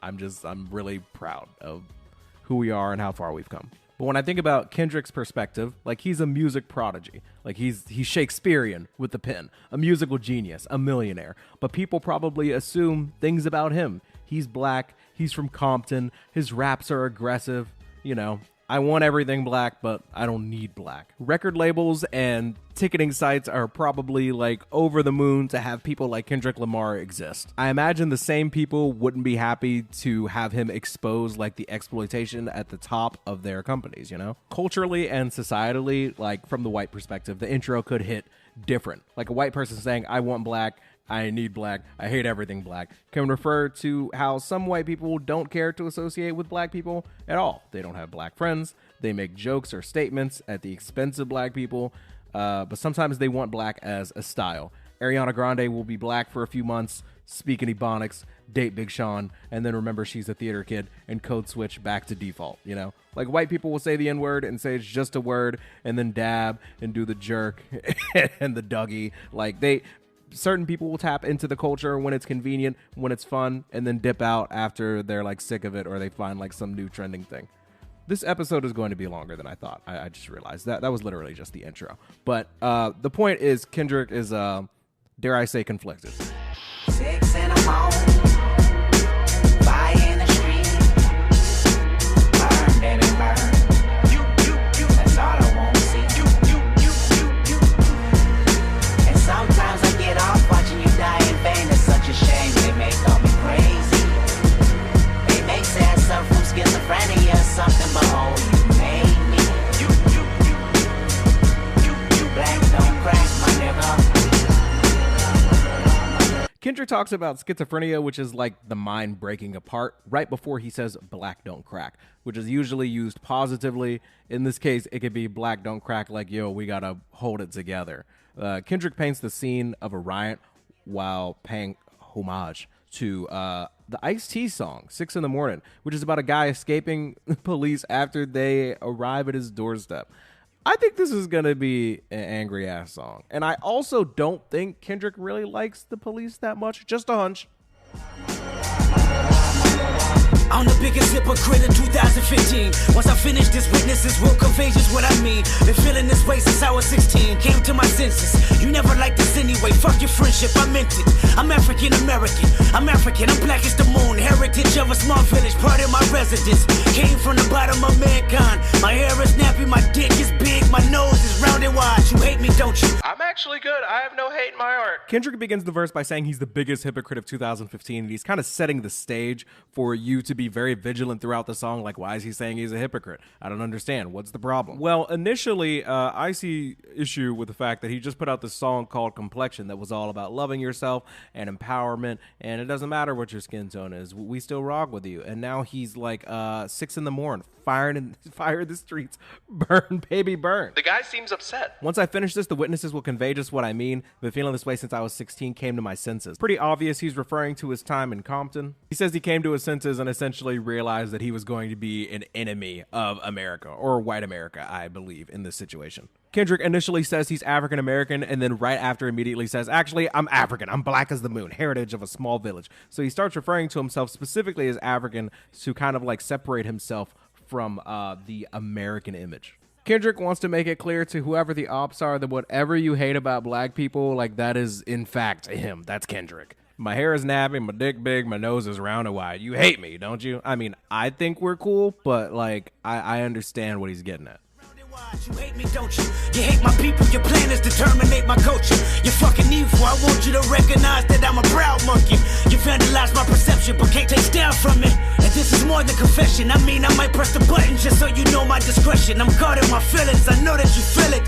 You sabotage my community, making a killing. You made me a killer, emancipation of a real nigga. To this day, this may be the angriest I've ever heard somebody rapping. Kendrick clearly cares about black culture and holds it dear. I think the idea is that black people are creating incredible art and trends and movement and moments, and while it's loved, it's simultaneously hated because it didn't come from white people. I want you to recognize that I'm a proud monkey. Shocks me literally every time I hear it. Monkey is obviously a term, of course, that racists use to describe black people, and Kendrick is like, yeah, I'm taking that word back too. Shit's hard. You vandalize my perception but can't take my style from me is also pretty sick. A casual may try to box Kendrick in and just call him a rapper. I think he's much more of an artist regardless of how whoever wants to market him. He's a unique creative whose art comes from his culture and his experience. The final line refers to the infamous CIA involvement regarding the crack cocaine boom in impoverished areas. Kendrick claims this turns people like him into a quote-unquote killer. Then we get to this pre-chorus.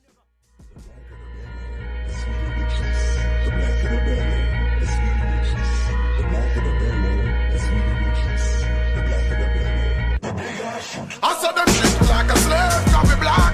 Oh, if you feel one heap of pain, can be black. I'm man, I said them put me in a chain, can be black. I'm at you now, me gold chain full of rocks. And you don't see the whip, left scarf for me back. But now we have a big whip back from the black. Oh, them I say we doom from the start, can be black. But remember this, every race start from the black. Just remember that. The blacker the berry, the sweeter the juice refers to Tupac's Keep Your Head Up, as well as Wallace Thurman's novel The Blacker the Berry. Tupac's version is about the beauty of black women, and Kendrick's version may refer to the juice as blood, and how the darker of a person you are, the more threat you may be under societally, physically, or otherwise in America. Yeah, definitely a switch from what Tupac was talking about. And I do want to talk about this chorus because it's performed by Assassin, who just does it incredibly. And today is honestly the first time I have literally ever read these lyrics, and I'm going to share them with you. First we get, they treat me like a slave because we black. We feel a whole heap of pain because we black. That's pretty self-explanatory. But then we get, they put me in chains because we black, and how you know see the whip, left scars upon me back. But now we have big whip parked upon the block. Kanye West kind of referred to this a bit in the 2013 song New Slaves from the very underrated album Yeezus, where we go from being whipped to having whips. We go from being slaves in chains to having chains full of gold. And it's a very, very interesting thing to think about how that transition occurs, how we have these like new, shiny, fun things to play with, but they're also almost a symbol of us still being under some type of binding agreement, you know? And then the verse ends with, all them say we doomed from the start, cause we black. Remember this, every race start from the black. Just remember that. Yeah, we all started from Africa, in case you didn't know. Like, literally all of us. Here's the second verse, and Kendrick is still angry. I'm the biggest hypocrite in 2015. Once I finish this, witnesses will convey just what I mean. I mean, it's evident that I'm irrelevant to society. That's what you're telling me. Penitentiary would only hire me. Curse me till I'm dead. Church me with your fake prophesizing that I'ma be just another slave in my head. Institutionalized, manipulation and lies. Reciprocation of freedom only live in your eyes. You hate me, don't you? I don't hate you. Kendrick reminds us he's a hypocrite before saying it's evident that I'm irrelevant to society. Speaking of feeling irrelevant in society, when at some point you felt a lot more relevant, I'd just like to take the time to mention that it is still currently Black Lives Matter off season. Yeah. You thought I'd forget? Did all police brutality end? Is it over? Did the hashtag work?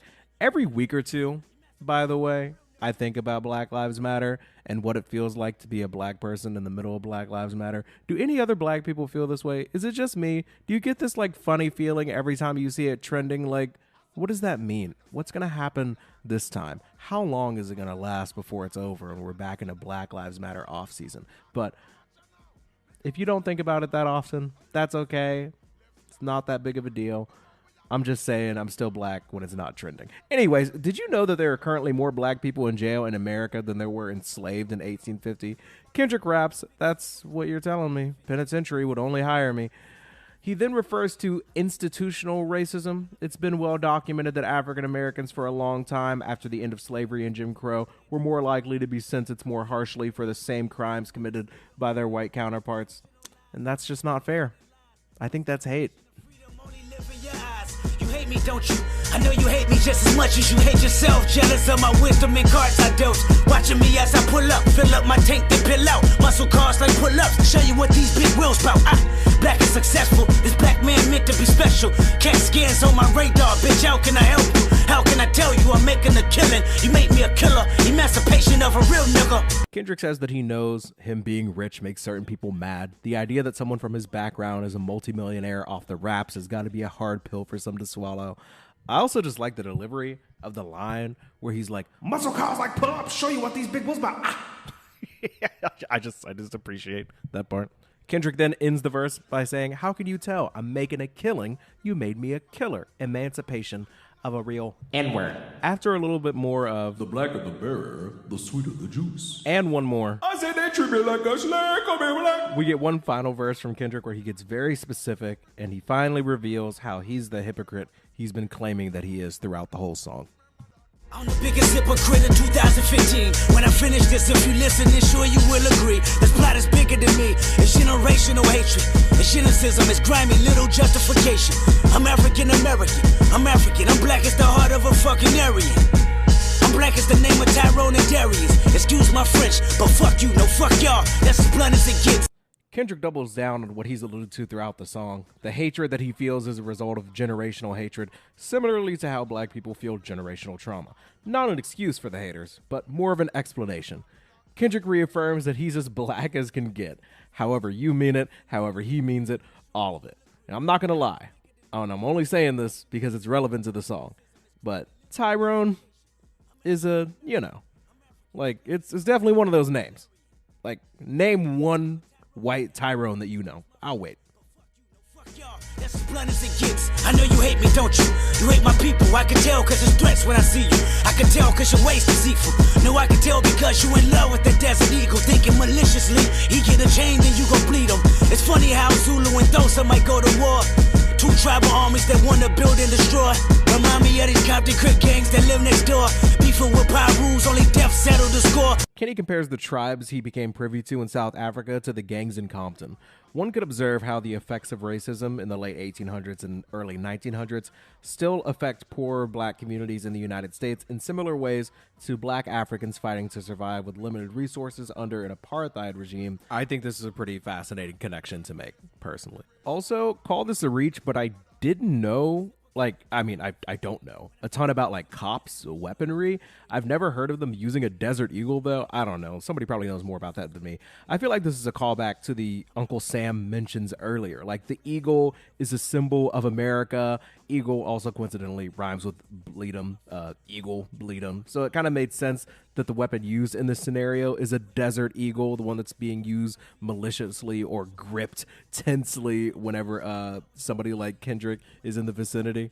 But after describing all the reasons he feels the hate and is letting it consume him, he finally reveals why he's the hypocrite, despite his awakening and how much $1 costs and the empowering nature of Complexion. Settle the score, so no matter how much I say I like to preach with the Panthers, or tell Georgia State Marcus Garvey got all the answers, or try to celebrate February like it's my B-Day, or eat watermelon chicken and Kool-Aid on weekdays, or jump high enough to get Michael Jordan endorsements, or watch BET cause urban support is important. So why did I weep when Trayvon Martin was in the street? When gang banging make me kill a nigga blacker than me. Hypocrite.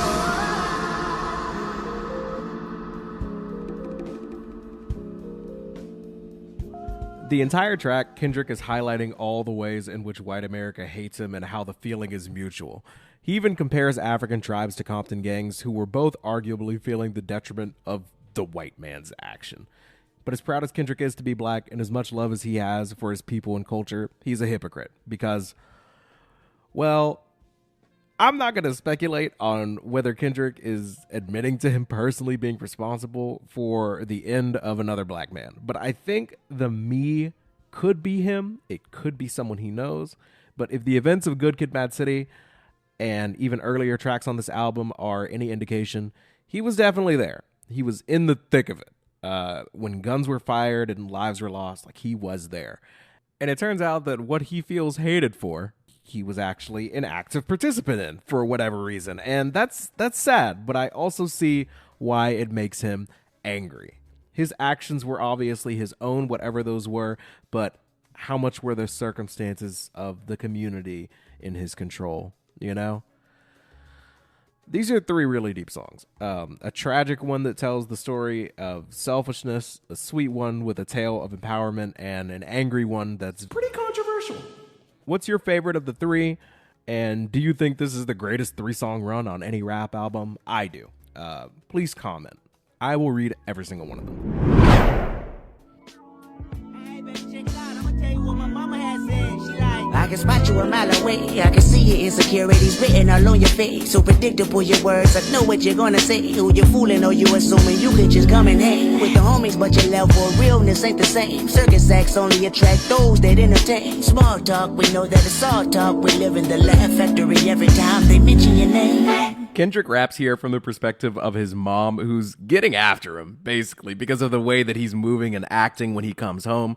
This is really cool because it could be in reference to him like being big time famous and then just trying to come back to Compton and kick it with the homies as if like he's not an extremely successful international superstar.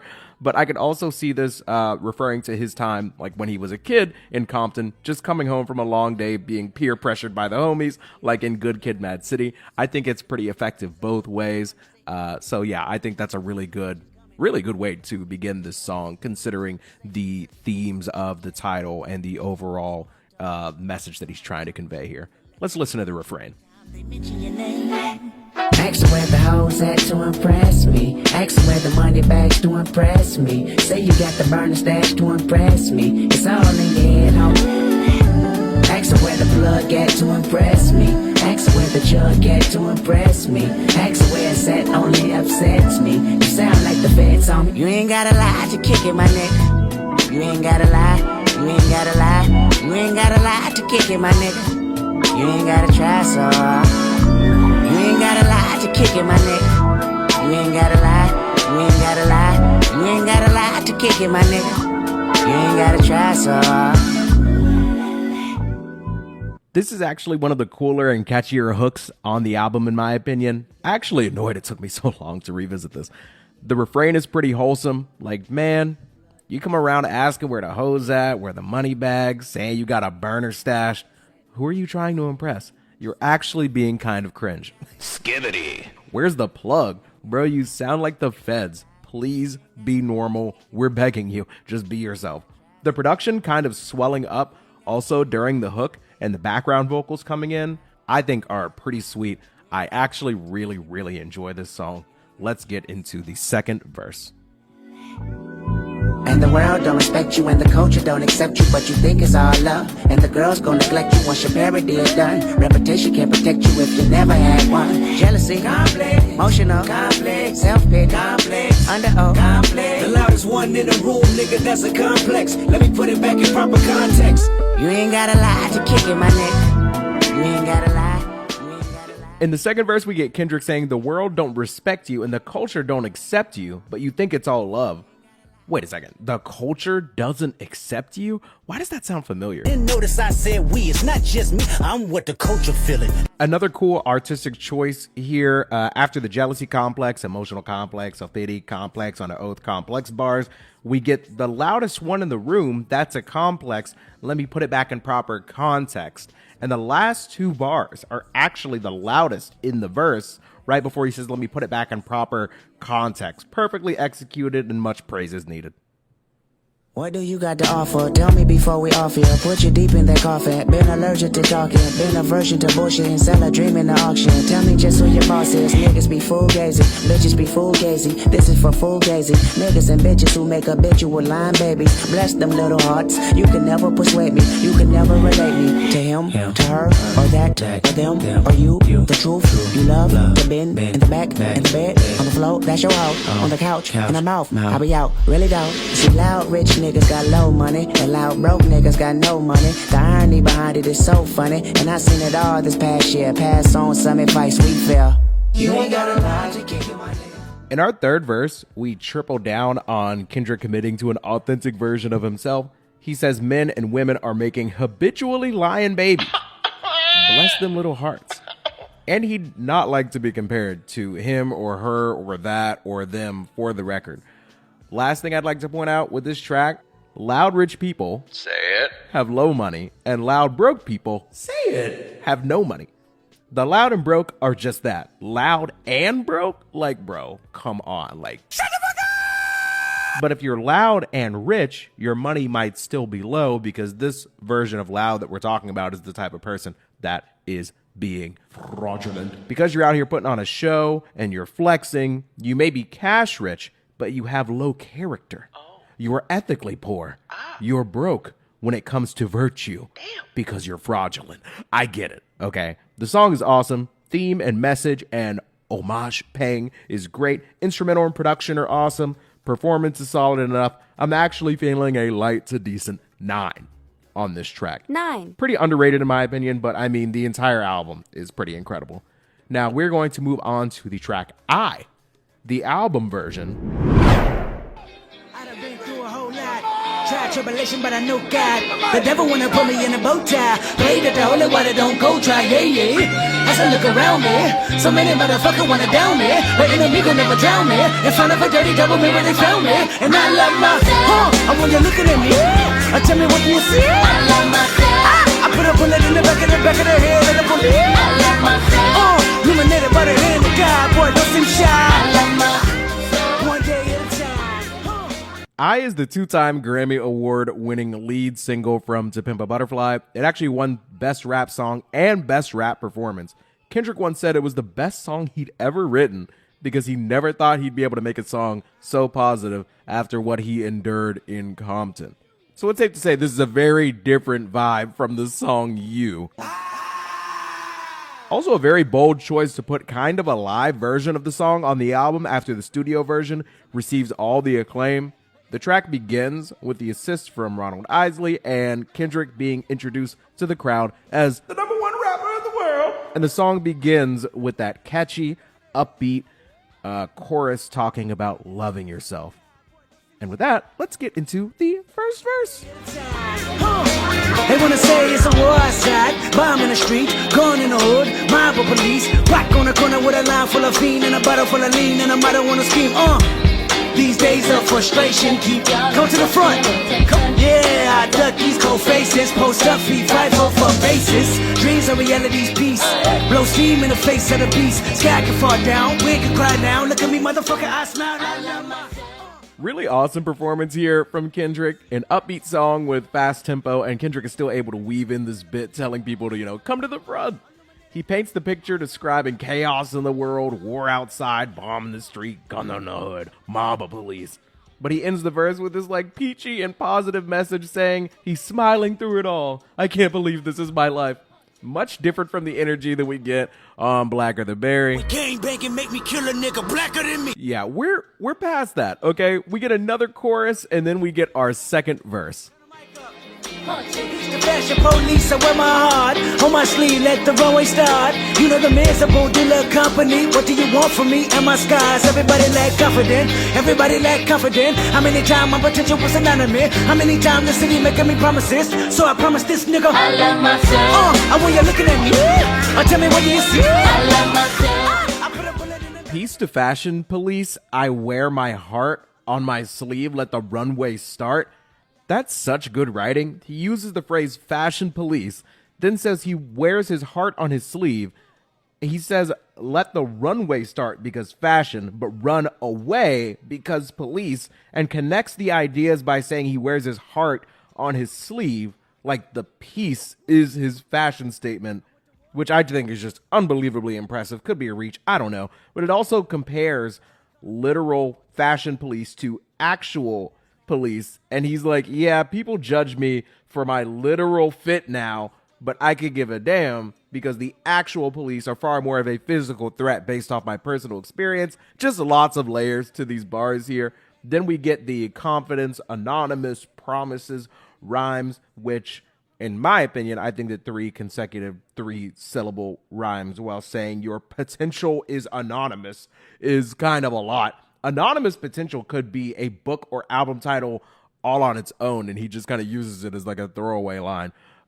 So yeah, I think that it's just really incredible writing on display here, which makes sense because this won a Grammy for Best Rap Song, which is a writing award. After another hook, we get our third verse. 1, 2, 3. I went to war last night with an automatic weapon, don't nobody call a medic. I'ma do it till I get it right. I went to war last night. I've been dealing with depression ever since an adolescent. I can never hear the blessing, I can never see the message, I can never take the lead, I can never bubble me from a negative and letting them annihilate me. And it's 7 and I'm moving at a million speed, finna run into a building in my body. Hey, hold on.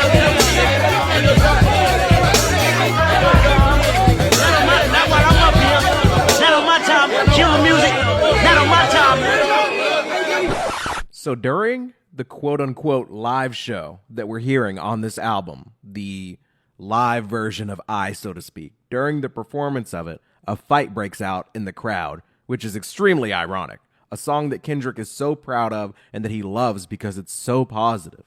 Motherfuckers are still fighting during the live performance of this song that's meant to just unite everybody that's there. You know, music, typically, this type of content specifically is meant to take people away from the struggles of their life. They're meant to escape from whatever's going on so that they can all congregate somewhere with people that enjoy the same thing and just have a good time. And motherfuckers are fighting at the show. And Kendrick is fed up. He's cutting the music. He's not just going to push through it. And he says it's 2015 and he's tired of playing victim. And everybody should be tired of playing victim. Kendrick starts yelling at his homies off to the side like, Tutu. Tutu! Yeah. Yeah. How many people have we lost this year alone? We don't have time to waste time, he says. The judge makes time. And he's talking about this because if anybody fucks up in the community amongst him or his people, black people, the judge always makes time. Whether it be a week, a few weeks, a couple months, they always make time to lock our people away. Police, the judge, the justice system, they always make time. So why can't we make time to come out here and have a good time and enjoy the bit of life that we have left? We're just out here trying to bring people together and y'all are still acting out. And after these people finally calm down, the fight seems to resolve itself more or less. Kendrick decides to perform this a cappella piece that he wrote to close out this track. All my niggas, listen to this. I promised Dave I never used the phrase fuck nigga. He said, think about what you saying. Fuck niggas. No better than Samuel on the Django. No better than a white man with slave boats. Sound like I needed some soul searching. My pops gave me some game in real person.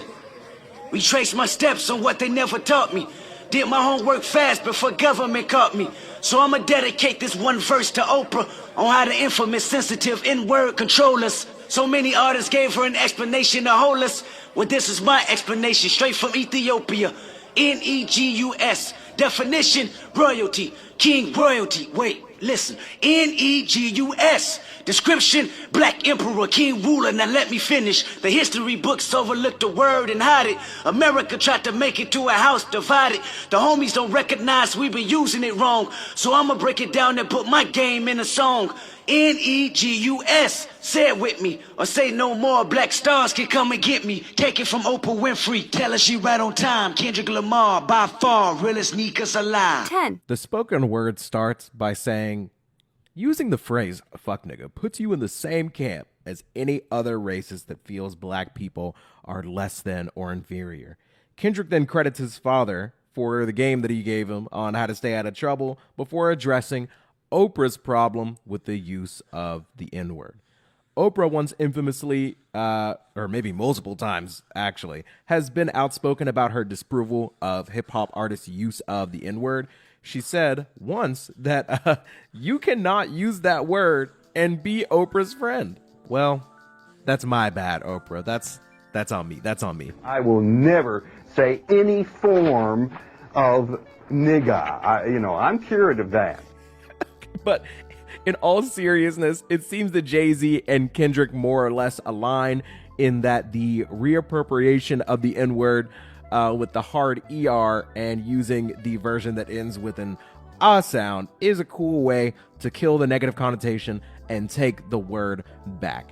Kendrick takes it even a step further, though. He claims that the origin is straight out of Ethiopia, Negus, and he defines the word by saying it represents royalty, kings, and rulers.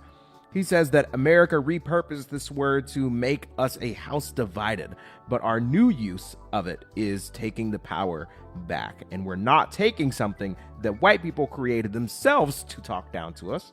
We're actually taking back something that was originally ours to begin with, which I think is pretty sick. So in conclusion, Oprah. Shut up! But what do you think? What do you think of Oprah? And more importantly, what do you think of You Ain't Gotta Lie and I? The single and the album version. Which do you prefer? Let me know in the comments. I will read every single one. Like the video. Wesley's Theory, the perfect opener. For Free, the greatest interlude track potentially ever. King Kunta is a classic. Institutionalized, incredible. These Walls, one of my favorite dance tracks with a crazy story. You, one of Kendrick's most raw songs. All Right, a classic. For Sale, a vibe. Momma, dope song. Hood Politics is the opposite of Boo Boo. How Much a Dollar Costs, Complexion, and The Blacker the Berry, arguably Kendrick's greatest 3-song run. You Ain't Gotta Lie is the most slept on track on the album. I is a Grammy-winning track, and now, our finale, we have Mortal Man. A 10-minute track, part classic song, part classic, ambitious move by Kendrick. Let's just get into it. Derapy.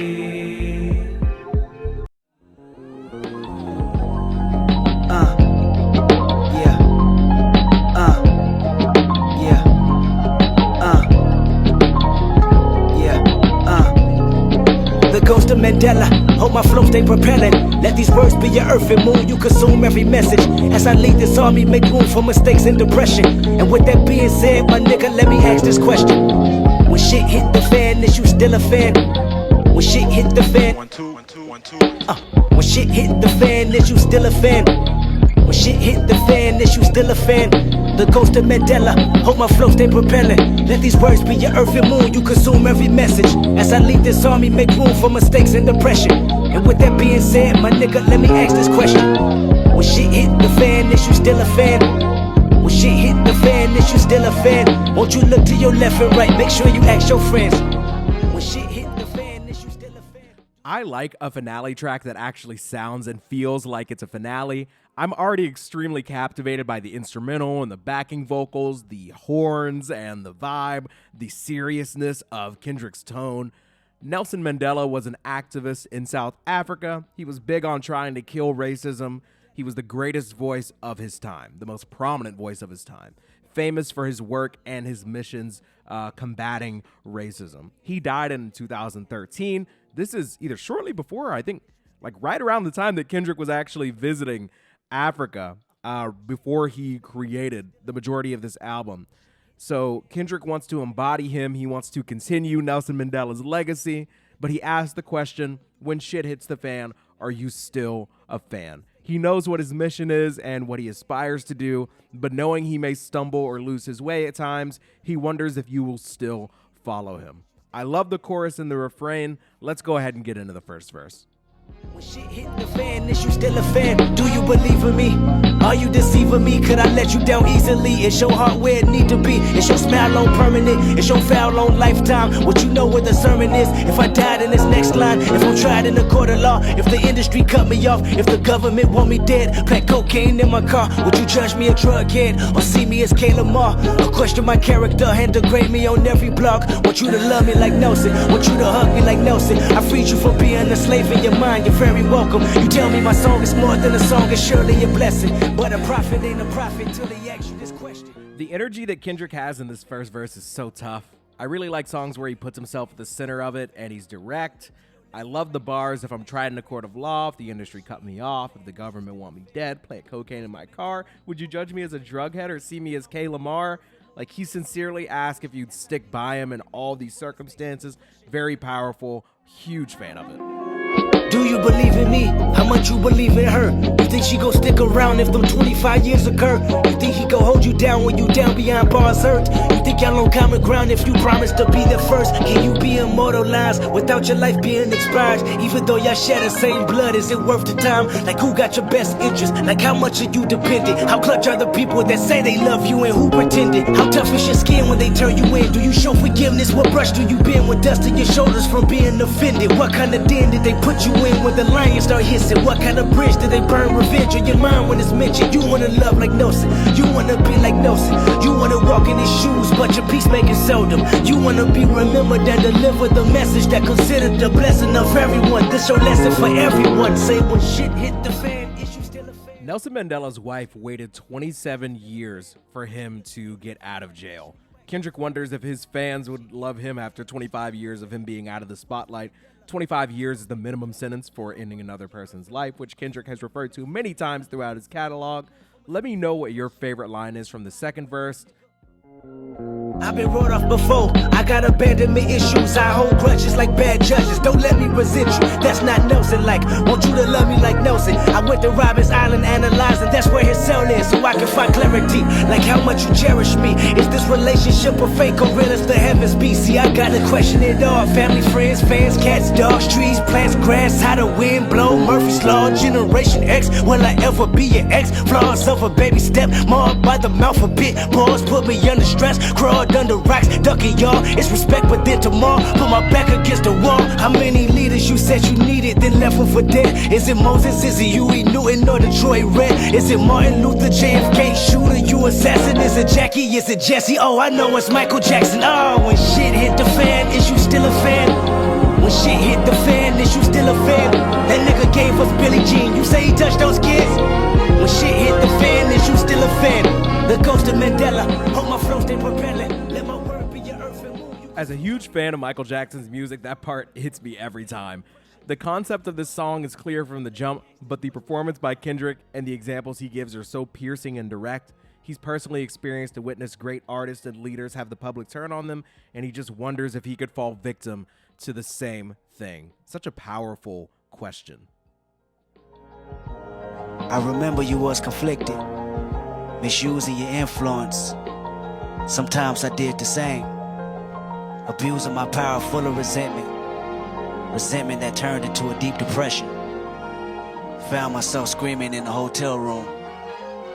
I didn't want to self-destruct. The evils of Lucy was all around me, so I went running for answers until I came home. But that didn't stop survivor's guilt.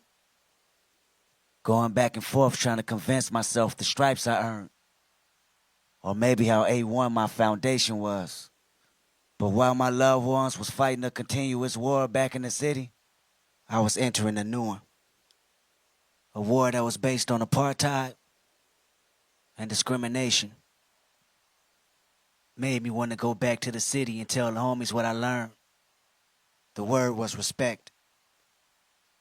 Just because you wore a different gang color than mine doesn't mean I can't respect you as a black man. Forgetting all the pain and hurt we caused each other in these streets. If I respect you, we unify and stop the enemy from killing us. But I don't know. I'm no mortal man. Maybe I'm just another nigga. Throughout To Pimp a Butterfly, we've had bits and pieces of this poem strewn throughout. Now at the conclusion of our last song, we have it all together. He was conflicted, misusing his influence. He was abusing his power full of resentment. The resentment turned to a deep depression. He's screaming in the hotel room, trying not to self-destruct. Lucy's chasing. He goes running for answers. He came home, and home was Africa. Then home was back to Compton. He learned a lot about the history of the people, saw a different war happening over there, and he wanted to share what he learned through the music and personally with people from his old hood. Trying to unify everybody, but he ends by saying, I don't know, maybe I'm just doing too much. Maybe I'm just another negus. Huh? What? It's a beautiful poem, and now we're going to find out who he wrote it for. It's Tupac. I always want to ask you about a certain situation, about a metaphor, actually. You spoke on the ground. What you mean by that? What the ground represent? The ground is going to open up and swallow the evil. Right. That's how I see it. My word is born. I see, and the ground is a symbol for the poor people. Right. The poor people is going to open up this whole world and swallow up the rich people. Because the rich people are going to be so fat and they're going to be so appetizing. You know what I'm saying? Wealthy, appetizing. The poor going to be so poor and hungry. Right. You know what I'm saying? It's going to be like, you know what I'm saying? It's going to be, there might be some cannibalism out this month. They might eat the rich. You know what I'm saying? All right, so let me ask you this then. Do you see yourself as somebody that's rich or somebody that made the best of their own opportunities? I see myself as a natural born hustler, a true hustler in every sense of the word. I took nothing, I took the opportunities. I worked at the most menial and degrading job and built myself up so I can get it to where I owned it. I went from having somebody manage me to me hiring the person that works my management company. Right. I changed everything. I realized my destiny in a matter of 5 years, you know what I'm saying, and made myself a millionaire. Right. I made millions for a lot of people. Now it's time to make millions for myself, you know what I'm saying? I made millions for the record companies. I made millions for these movie companies. Now we make millions for us. And through your different avenues of success, how would you say you managed to keep a level of sanity? By my faith in God, by my faith in the game, and by my faith in all good things come to those that stay true. Right. You know what I'm saying? And it was happening to me for a reason. You know what I'm saying? I was noticing shit. I was punching the right buttons, and it was happening. So it's no problem. You know, I mean, it's a problem, but I'm not finna let them know. I'm finna go straight through. Would you consider yourself a fighter at heart, or somebody that only reacts when they back is against the wall?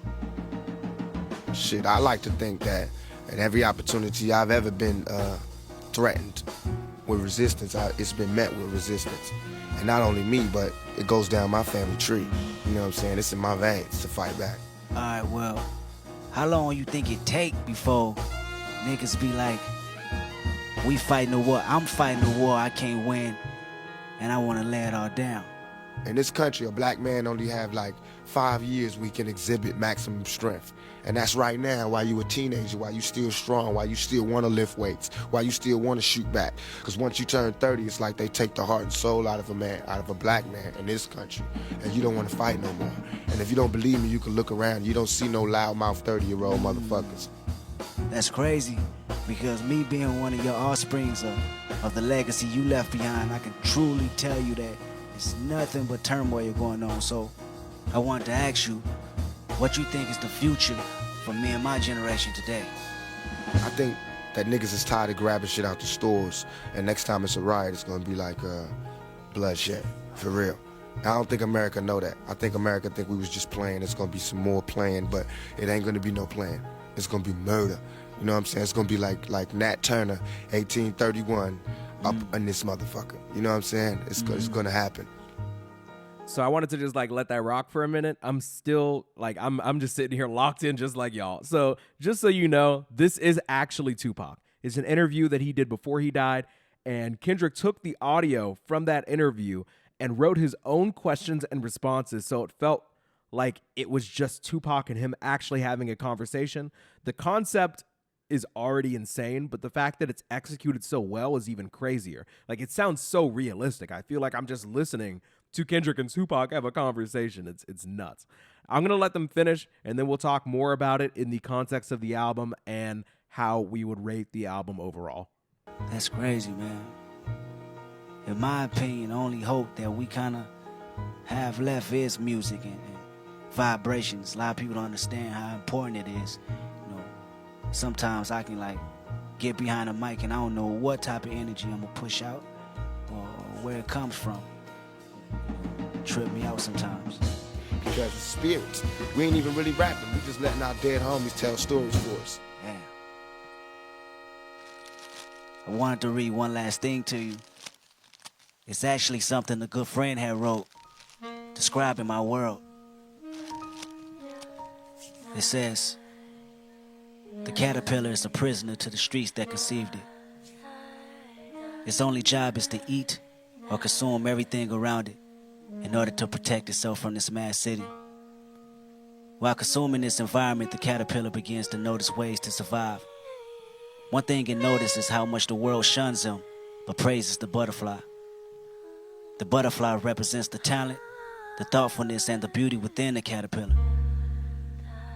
But having a harsh outlook on life, the caterpillar sees the butterfly as weak and figures out a way to pimp it to his own benefits. Already surrounded by this mad city, the caterpillar goes to work on the cocoon, which institutionalizes him. He can no longer see past his own thoughts. He's trapped. While trapped inside these walls, certain ideas take root, such as going home and bringing back new concepts to this mad city. The result? Wings begin to emerge, breaking the cycle of feeling stagnant. Finally free, the butterfly sheds light on situations that the caterpillar never considered, ending the internal struggle. Although the butterfly and caterpillar are completely different, they are one and the same. What's your perspective on that? Pop. Pop.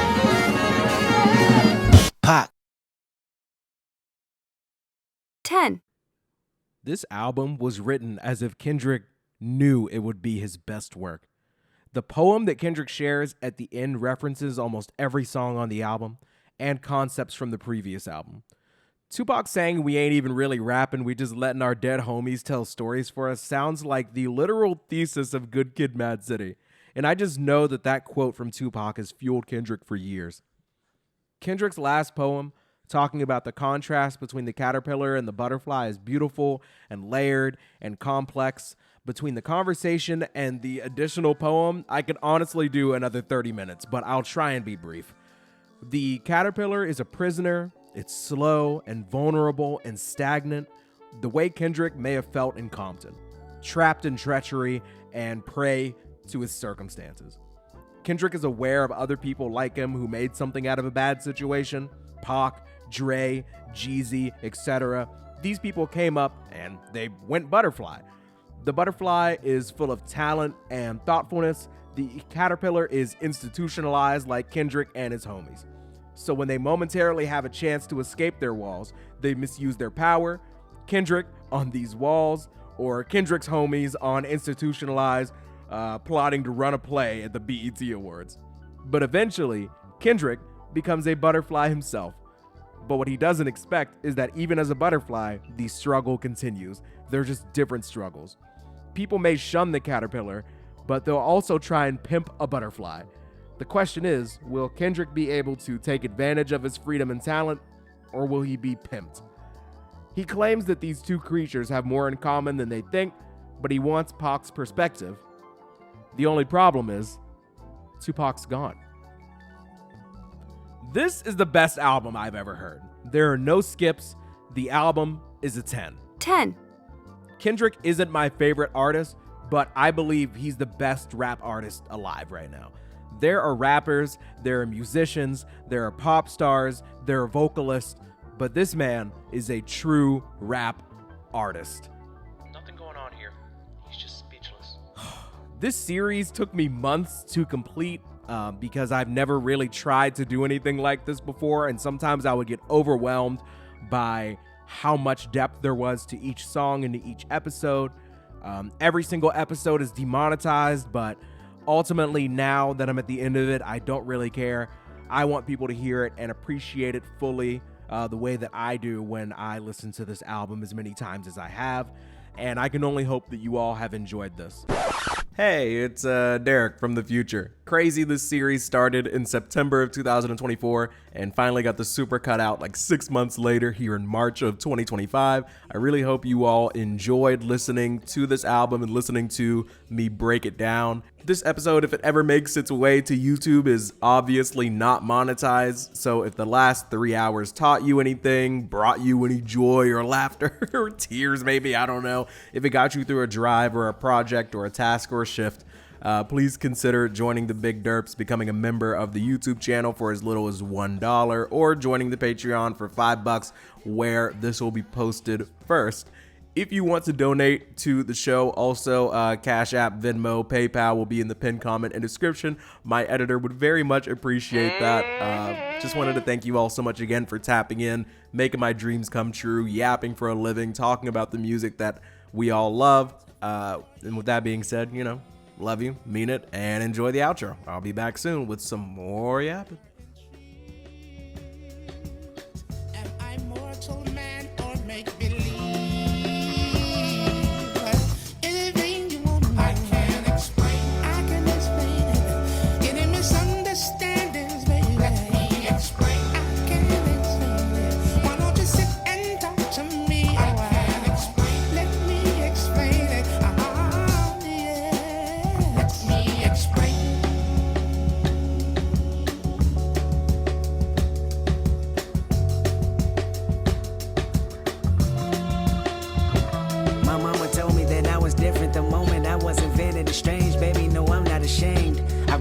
in every inch of your lunatic ways. Praise the Lord. You teach the kids how to be themselves and many more. You know the male species can be redundant. I mean, we level one.